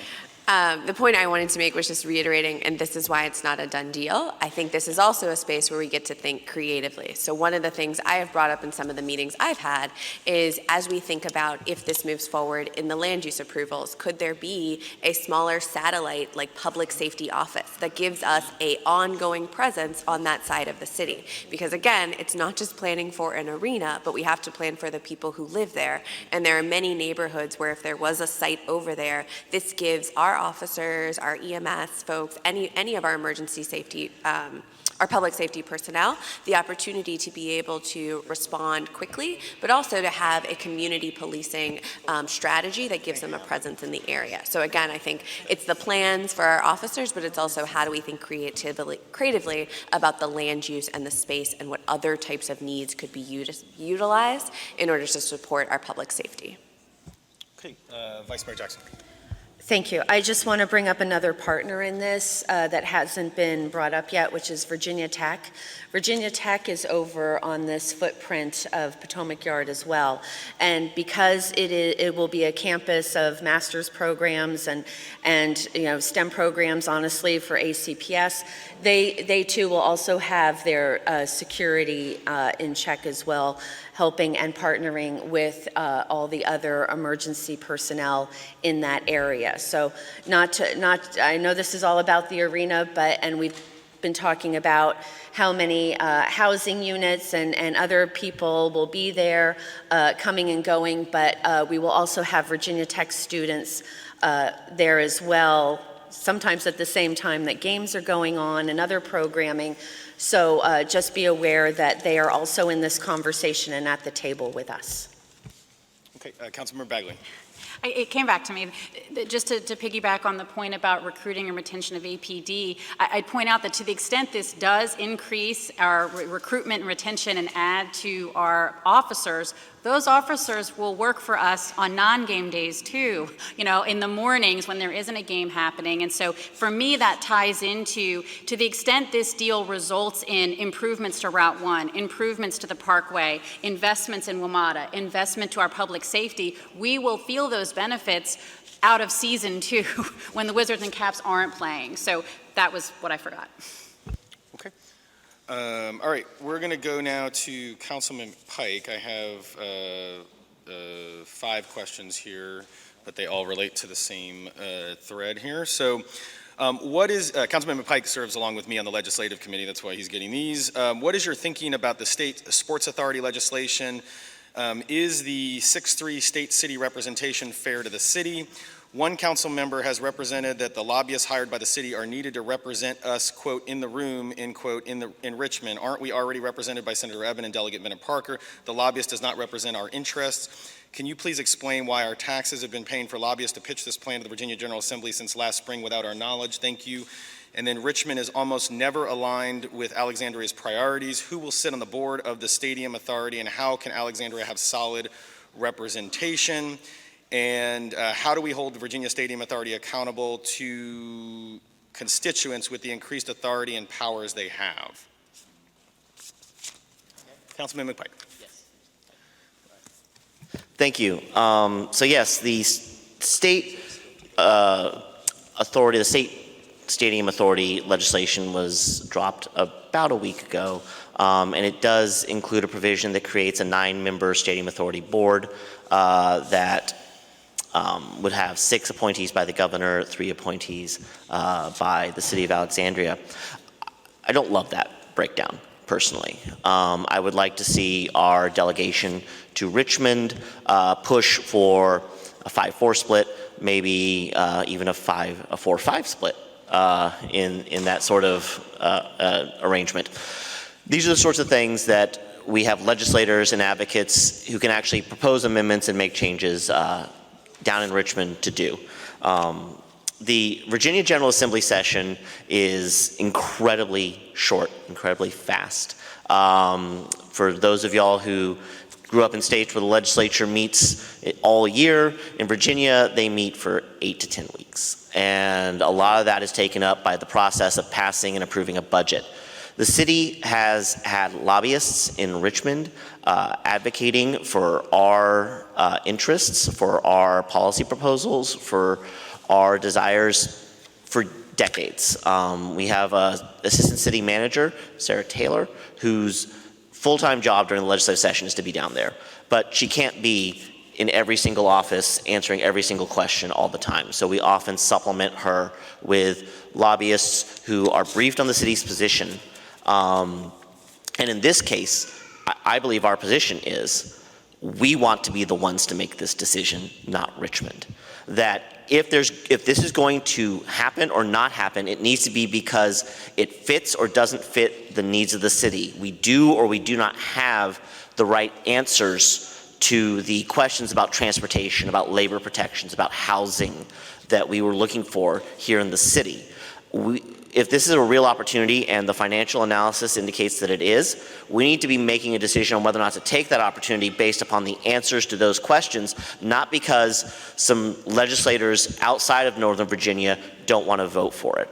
So the city wants this to get through Richmond so that we can be the ones to make the decision here, listening to you, talking to you, making the determinations based upon what our local concerns are. So that is why we have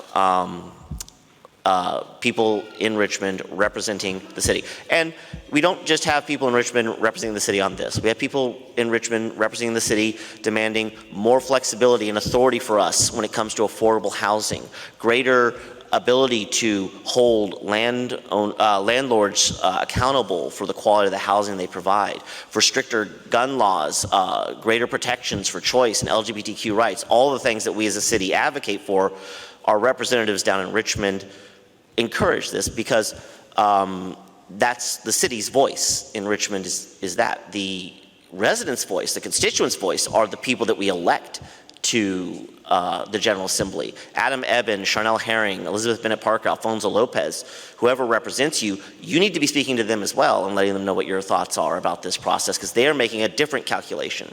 The numbers that they're looking at the state are different. The concerns and the trade-offs are different. So they are very focused on that. Our people, Sarah Taylor and her team, are in Richmond to make sure that Alexandria's perspective, Alexandria's questions and concerns don't get lost in the conversation about the statewide perspective.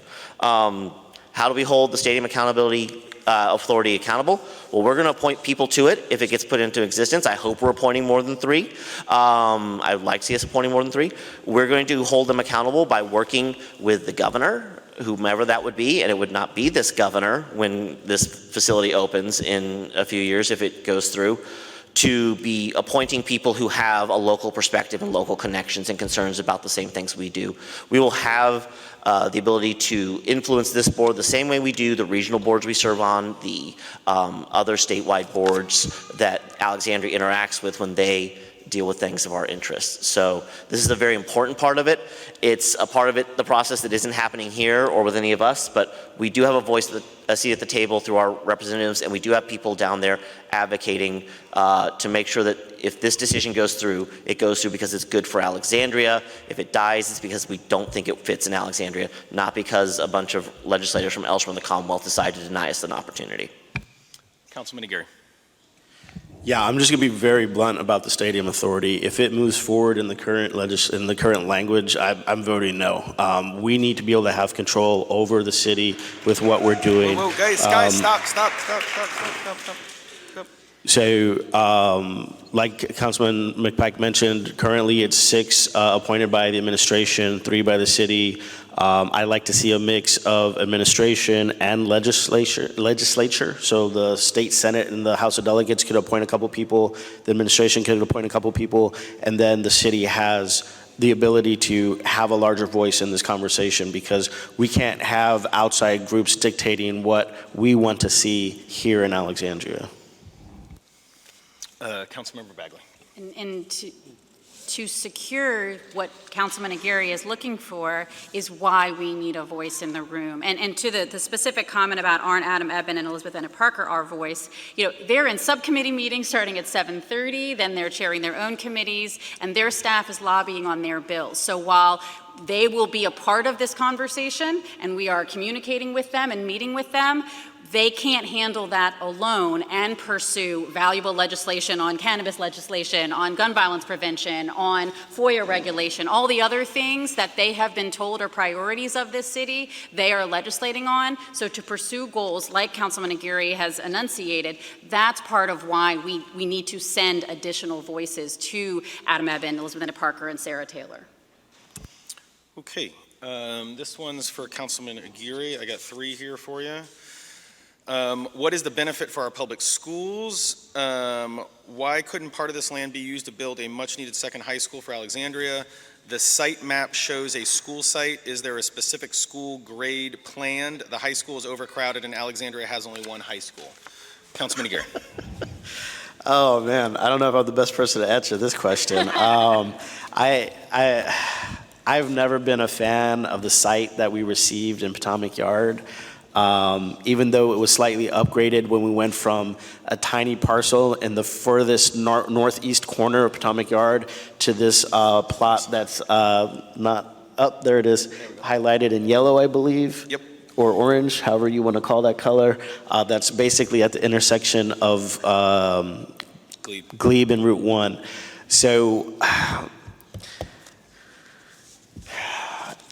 It's not the best site. And again, this is a process that the school board has to go through. They need to decide what they want to do. Personally, I would like to see a larger site. We are going to need another elementary school on this side. I know the question touched on a high school. I think that's a larger conversation for the community to look for a space large enough for a high school. This site is definitely not it. So then partnerships with the schools, I think we talked about that a little bit earlier. You know, is there opportunities for mentorship from players if this deal were to move forward? Will the players do mentorship with our students? Will they do activities at the schools? Will the students be able to come to the facilities, right, to check it out, have tours, shoot a couple baskets actually on the arena, shoot a couple goals on the ice, right? These are all things that we're talking about. That's why we need our ACPS partners to be at the table with us to be discussing, you know, what are things that they would like to see. Okay, Councilwoman Gaskins. Thank you, Mr. Mayor. I was just going to add that, you know, I think we all recognize, this is why it was part of the plan, the need for a school site. And when we look at development, we have to be very clear on kind of the implications related to our educational facilities. I just want to be clear that if it's not here, that doesn't mean that that requirement doesn't go away or that we just get to ignore that impact. There are other tools that would have to be thought about, whether that is a land swap and they help us identify other sites, whether that is funding to help kind of finance a different site. But again, as Councilmember Aguirre mentioned, that is conversations with our school board. We have been asking, and we will continue to in some of our work sessions, like what is the vision that they are setting forth for the future of our educational system? Is that more K-8 facilities? Is that additional investment in early childhood? All of that has to be rooted in data, and then our role is to hold any of our development partners accountable to then figure out where those sites are, what that looks like. And I'll be clear, it's not just education, but we haven't talked about Parks and Rec. We haven't talked about libraries. Those are other kind of development impacts that also affect our young people that have to be factored in as well. Okay. Councilman Aguirre, did you want to add something there?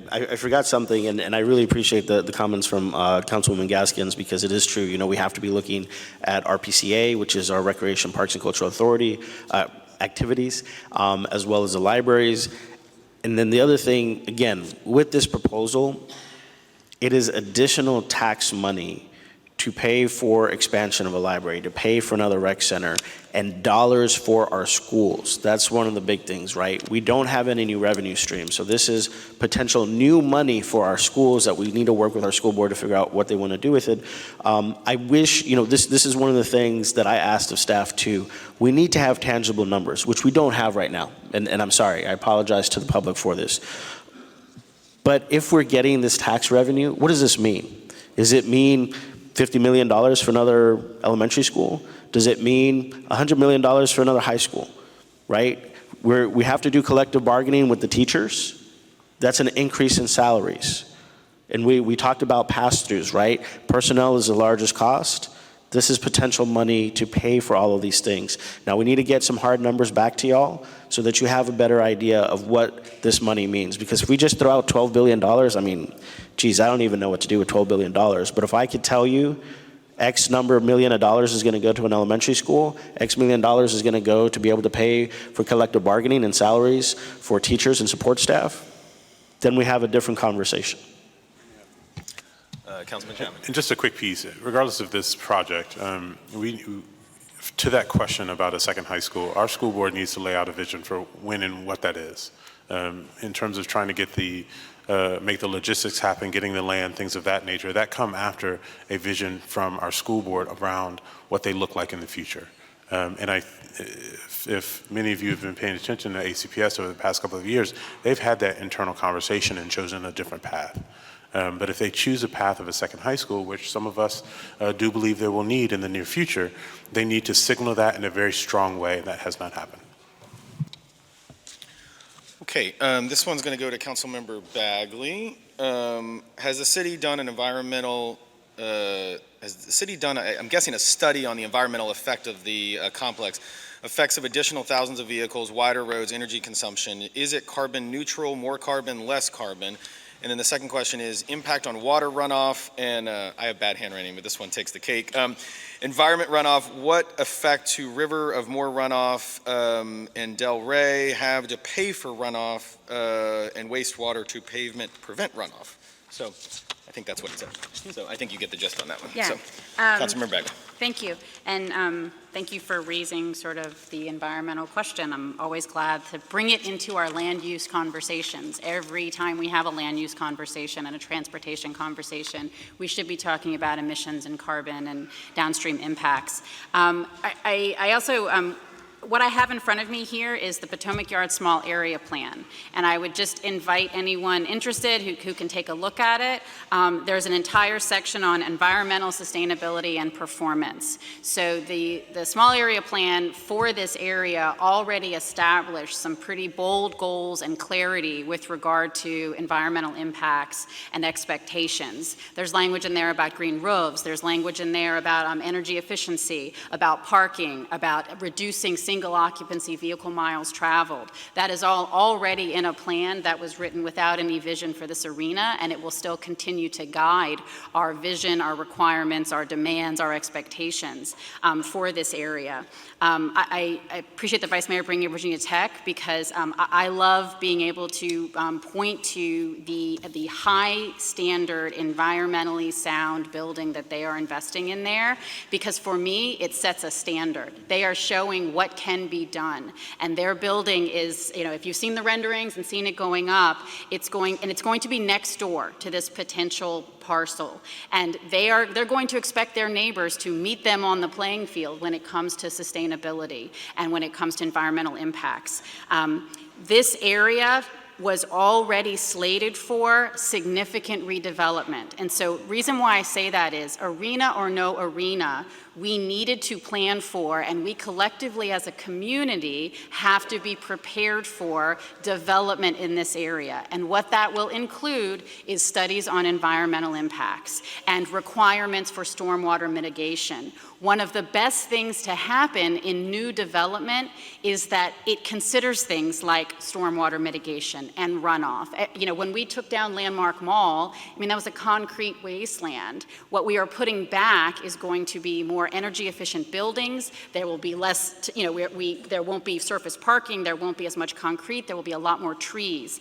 And so this opportunity here is moving forward the vision defined in the Potomac Yard Small Area Plan, which is one of environmental sustainability, one of transit focused, and one that is conscious of things like stormwater mitigation.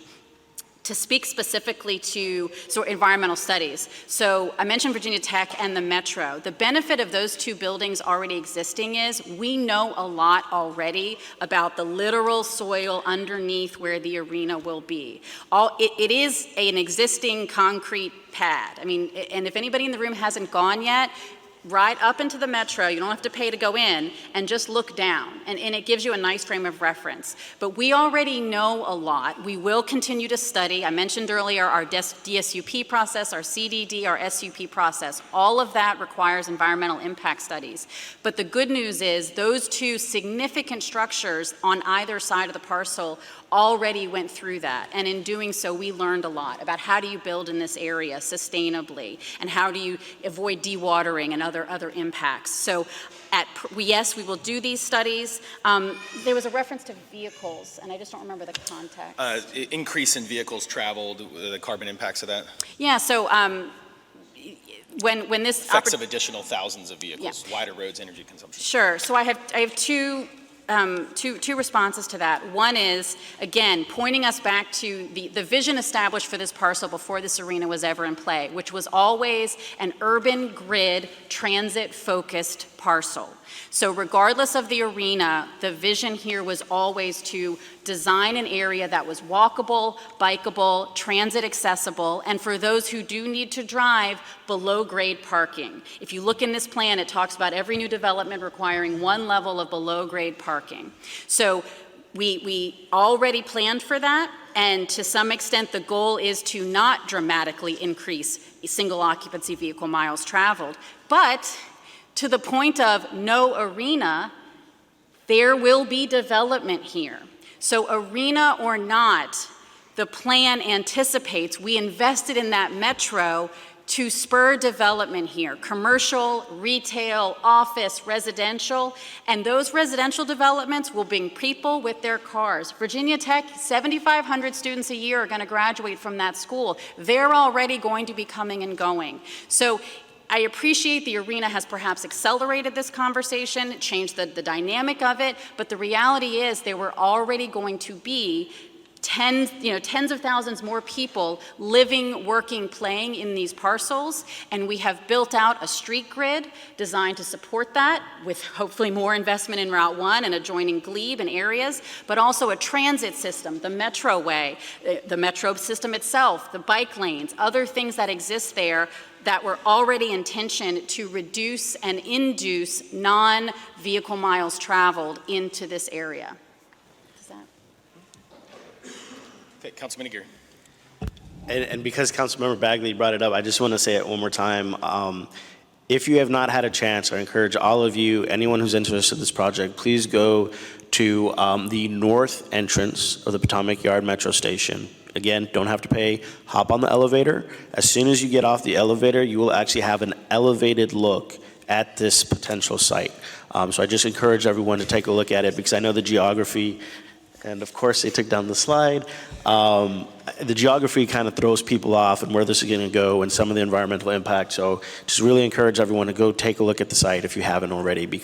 And even if you've lived here a long time, if you haven't been by that area in even 6 months, it looks different. So please go take a look for yourself. Okay, I'm going to answer to myself. Will casinos be part of the entertainment district? The answer is no. Just want to confirm there will not be a special tax district created for the residents of Potomac Yard like the city tried to create for construction of Potomac Yard Metro. We had originally 2 tax districts for Potomac Yard. One that was the Tier 1 district that was basically the commercial properties that were largely glebe north. That remains in place. That has been financing the debt on the Potomac Yard Metro, and that will continue until we exhaust that debt. That is on the commercial properties, commercial multifamily properties that are north of glebe. It's 20 additional cents. We did sunset, never created really, the Tier 2 one that applied to the residential taxpayers of Potomac Yard, and that's not, there's no proposal for a special tax district as part of this deal. All right, let's go with the Vice Mayor on this one. I live in Potomac Greens. We had an ordeal to get parking restrictions to prevent people from using our streets as a metro parking lot. An arena will be worse. Will the city expand parking restrictions past 5 p.m. and on weekends? Vice Mayor. I'll say we have to look at that. I know we have had some discussions concerning just those residents being able to cross the parkway and come over. So I think with our federal partners being part of the parkway discussion, right where Slater's Lane is and all of that. But I do agree that is a concern of mine as well. I've voiced that many times, that people are going to come with their tickets and expect parking when they get here if they've gone that route of transportation. And then if they don't find parking at the arena, where will they go? They will be going into our neighborhoods. So we need to figure out what the plan is for that. So I'll leave that there. I think Sarah would like to. Councilman Pike and then Councilmember Bagley. And then Councilman Gaskins. Yes, look, how this impacts the lives of the residents in the nearby area is one of the top concerns that we need to be digging into and considering, right? There's no question that we're going to need to create means of discouraging people from parking in our neighborhoods. I think that's going to mean residential parking program, and with any and all costs associated with that to residents waived. So because we're not, I don't have any interest in that. And then vigorously enforcing it. Initially, there's going to be a learning curve and maybe some revenue from the city from that learning curve, but then get past that. Teach people that this is a transit-oriented development. This is someplace like the current arena that you get to on the yellow line, on the blue line, on VRE, on MARC, on bus rapid transit, and work with our neighbors in Arlington, other parts of the city where we have metro stations and large amounts of parking to encourage people to park and ride that last segment to get to this location in a way that doesn't involve parking in our neighborhoods, because we're not going to let you park in our neighborhoods. We're going to have some pretty stiff tickets, and we're going to vigorously enforce them if you try to. Councilmember Bagley, Councilwoman Gaskins. Oh, thank you. I wholeheartedly agree that we have to address concerns about overflow or neighborhood parking. And what I would, we have some good examples locally, though, to learn from. Around Nats Park, there are people who live in, what it looks a lot like Delray, honestly, just, adjacent to Nats Park, and there is excessive signage. I'm sure there were years of heavy, deep fines, and everybody caught on. Same thing at Landover. I take the Metro to Landover, and then I walk the mile or so to get to the stadium, and that entire time I'm passing people's homes. I'm literally like looking into people's homes, and I am sure that they have, there's police presence, they have solved that. So it is absolutely an issue, but I'd like to think that in the 5 years between now and then, we can learn from our neighbors, learn from other cities. And one specific solution that, I apologize, I was taking notes, I didn't hear my colleague said it, but we are talking about perhaps bundling your ticket price with parking at a metro station. So for people who are already coming from, places south of Alexandria, coming up the Parkway, coming up Route 1, they stop at Franconia Springfield, drop their car off, and hop on the Metro. They park for free, they ride in, no vehicle impacts. We could think, there are many Metro stations that have significant parking facilities, and the reality is those parking facilities are currently not at capacity because of Metro's larger issues. So it's these kinds of solutions that I think we are in the conversation. If you've seen other examples of how it's handled in the town you grew up in or the stadium you have tickets for, please let us know. But I don't want anybody to, walk away thinking that this is not a serious issue and not a consideration, but rather we are trying to work the problem, in the 5 years that we have to be prepared to minimize it, mitigate it, and hopefully avoid it entirely. Councilwoman Gaskins. Thank you. And Councilmember Bagley started to go here. I just want to emphasize for people, because a lot of the emails we've gotten is just the parking garage and the number of spaces in the parking garage. And I think, again, if we think about this comprehensively, that is a small piece of this. So transit's already been touched on, but there are 5,000 spaces, if not more, in Crystal City that could be activated. There are the parking at other metro stations that could be activated. Additionally, if this is a district that comes to life, my colleague talked about the requirements for below grade parking. All of that parking will not be used at the same time, and so there are also other types of spaces where people can be parking. I think the goal is keep them out in the first place, but if they are coming onto the site, really being intentional about what are the other spaces that are activated for them. The other part I wanted to mention, though, is I agree we're going to have vigorous enforcement. We're going to have to think about the parking program, but I think this is also where we have to be in conversation with you, because I can tell you we've already gotten emails from people who live in the adjacent neighborhoods, and they have said, that actually scares me. It doesn't scare me just because of the costs, but I think about, I live here every day. What about when my friends come over for lunch? What are the hours for this? So I think it's thinking about these in a very sensitive way, that we are correcting for what we need to solve for peak days, but we're not also creating a hurdle and addressing some of those other quality of life concerns that people have fears about if it's just a traditional parking enforcement program. Councilmember Bagley.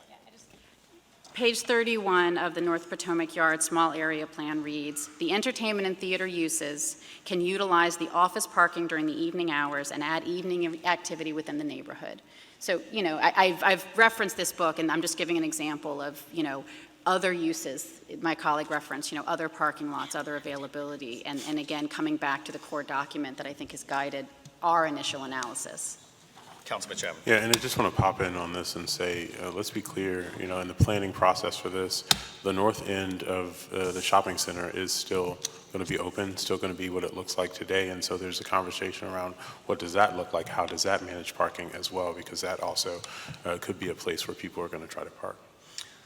Okay, this one's going to go to Councilwoman Gaskins. The Qatari Sovereign Investment Fund is a minority owner of Monumental. Qatar is a terrorism sponsor of Hamas. Is the city comfortable with a financial association with a sponsor of terrorism?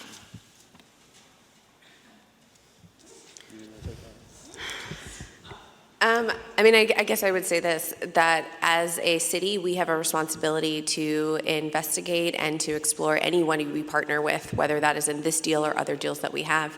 And so we'll be having those conversations. We'll continue to look into this, and I'm happy to continue that conversation with folks. All right. Councilman Chapman.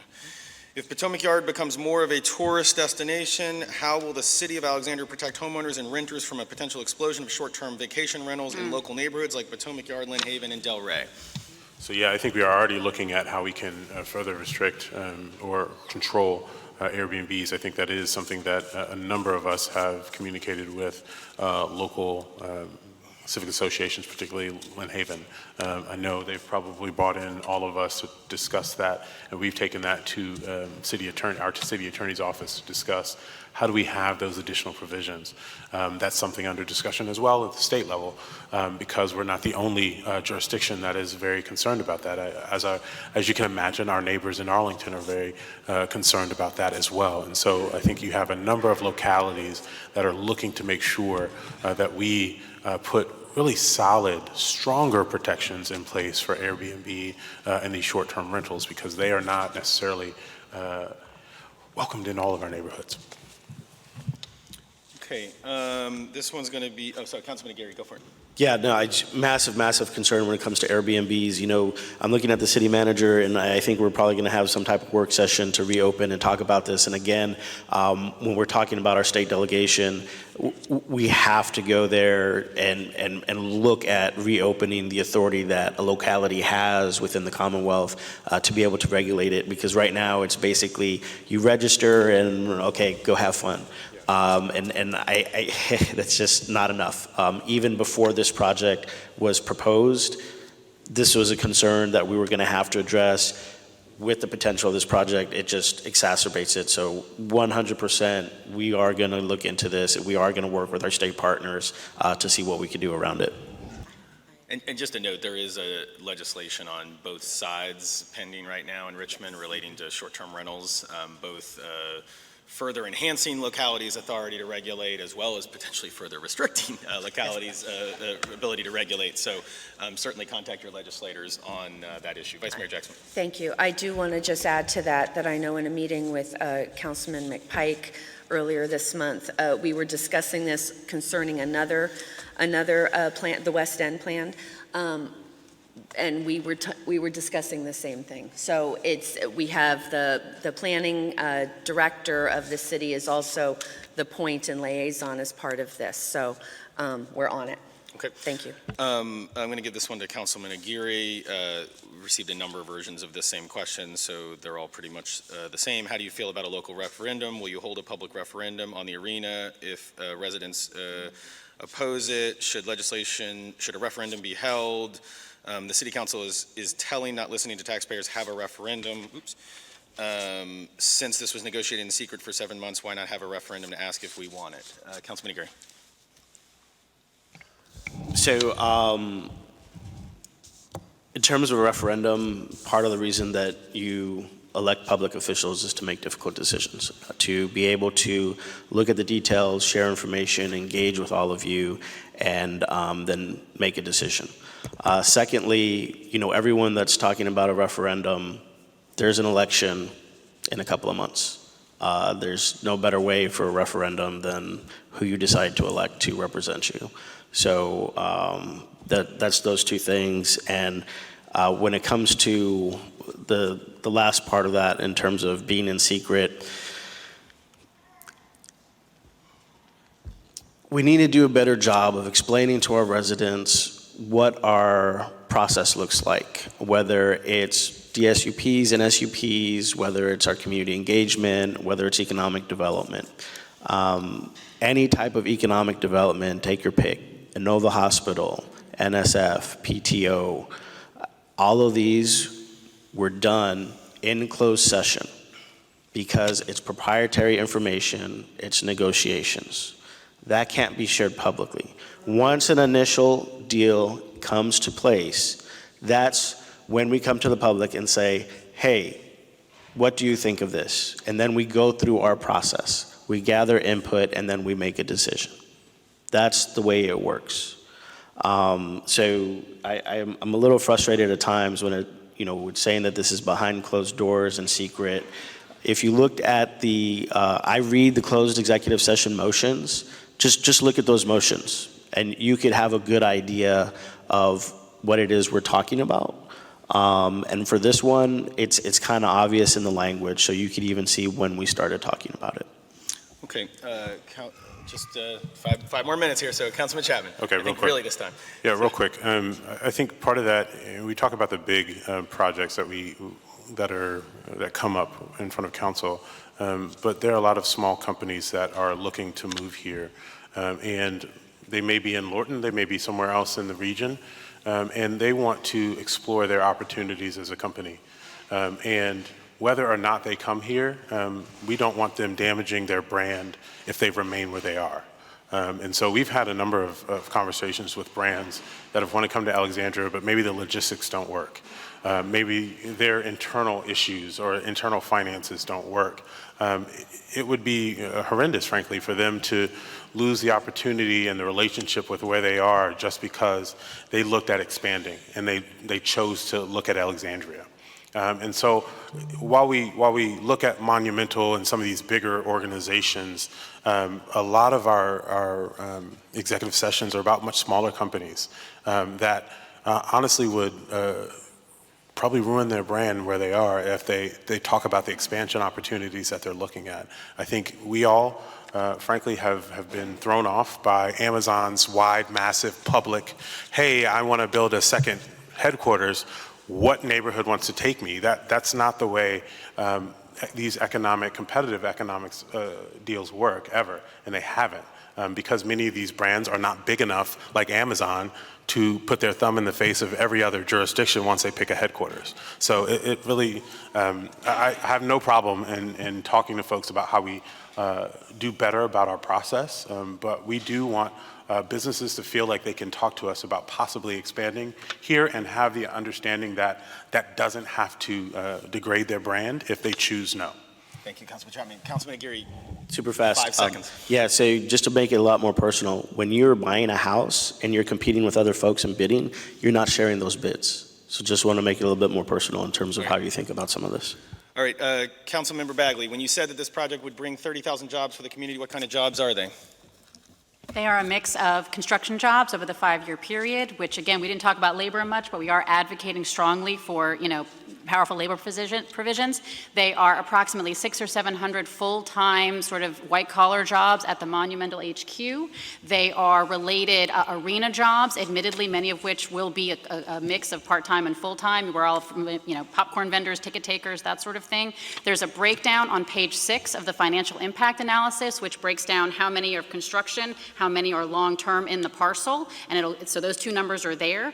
I have asked, and they are working on producing for us a further breakdown into the long-term jobs, but it will be initially construction, a mix of white collar in the HQ, and then arena jobs, which will be a mix of part-time and full-time. And again, page 6 of the financial impact analysis breaks those numbers down. Okay, I'm going to take these two. How much will each of you directly or indirectly in the next 1 to 20 years financially, personally benefit? So if we have a direct financial benefit from this, that's illegal, and the police will, there's Captain Ballantyne, he'll take care of us here quickly. So we publish financial disclosures on an annual basis detailing all of our finances. You can review them on the city's website. We're the only jurisdiction in Virginia to publish them on the website. So I encourage you to look at those if you have any concerns about that. As far as kind of general financial benefit, obviously, I think part of the reason we're doing this is an economic development initiative for the city. So I think all of us as taxpayers and residents in the city would have that benefit. There was another question. How many of you have decided the stadium proposal is not a good one? How many of you council members plan on staying in Alexandria if not reelected? What part of what part of Alexandria do you reside, and how many of council members will move to Delray? So I'll just answer this really, really quickly. I live in Delray today, and I can walk to this site, and I do almost every single day when I walk from the metro. Councilmember Bagley, I believe, is the next closest member to the site. As far as who's going to move to Delray, you guys are all welcome to come live near me. I hope you do. And as far as staying in Alexandria, I think I'll let individual members talk about that when it's time for them to leave. I'm not going anywhere, just to be clear. And I know, because I had a town hall in my neighborhood a couple days ago. I got the question about whether when I'm done with mayor, which I will be in about a year, whether I'm starting any other job. I've been at Amtrak for 17 and a half years. If I retire from there, I get free train for the rest of my life. I'm not leaving Amtrak anytime soon. Let me take another question, and I imagine other members will probably want to. We'll make this the last question. I imagine other members will probably want to chime in on this. So it says, in Alexandria, are office buildings owned by non and not-for-profits taxed at the commercial rates? Has Alexandria given tax breaks to any of these or low occupancy commercial properties? Nonprofits are who own buildings, unless they are specified in the state code, are actually taxable, or generally they do pay real estate tax. So, for example, some of the bigger commercial tenants in Potomac Yard are not taxable entities. That's IDA, Institute for Defense Analysis. That is a taxable entity. APTA is a taxable entity. They are paying real estate taxes. But I think it's important to note that there has pretty much not been a new commercial office building, an office building built in the city in about 25 years that the city has not financially participated in some way. And I'll give you kind of an idea. Institute for Defense Analysis, IDA, while it is a taxable property, it used IDA, our Industrial Development Authority, financing to help build that. Virginia Tech, which is under construction right now, the city is financially participating in that. There's a tax, the academic building is going to be tax-free. Landmark Mall, the Inova Alexandria Hospital, that land will be owned by our Industrial Development Authority with a long-term lease to Inova Alexandria. National Science Foundation, a long-term tax abatement to make that happen. PTO, a long-term tax abatement to make that happen. Literally, all new office development in the city for the last quarter of a century there's been a financial participation in the city. And so I think part of why we are talking about this proposal is the continued expanding gap between the costs of government that are paid by residential taxpayers and the cost of government that are paid by commercial taxpayers. And the question is, how do we diversify that tax base on into the future? And office is not coming to the city. It wasn't coming without financial participation before the pandemic, and it's certainly not coming after. So the question is, how do we diversify that? Do any of my colleagues, Councilman Chapman, and these are final words here. So. Absolutely, and I think our mayor greatly summed up what we've seen over the last quarter of a century as it relates to economic development. I think that the challenge is that we have to bring you along and help you understand that as well. Because I don't know if, what he just said, everyone in the room knew. And we need to figure out ways to make sure that that is common knowledge.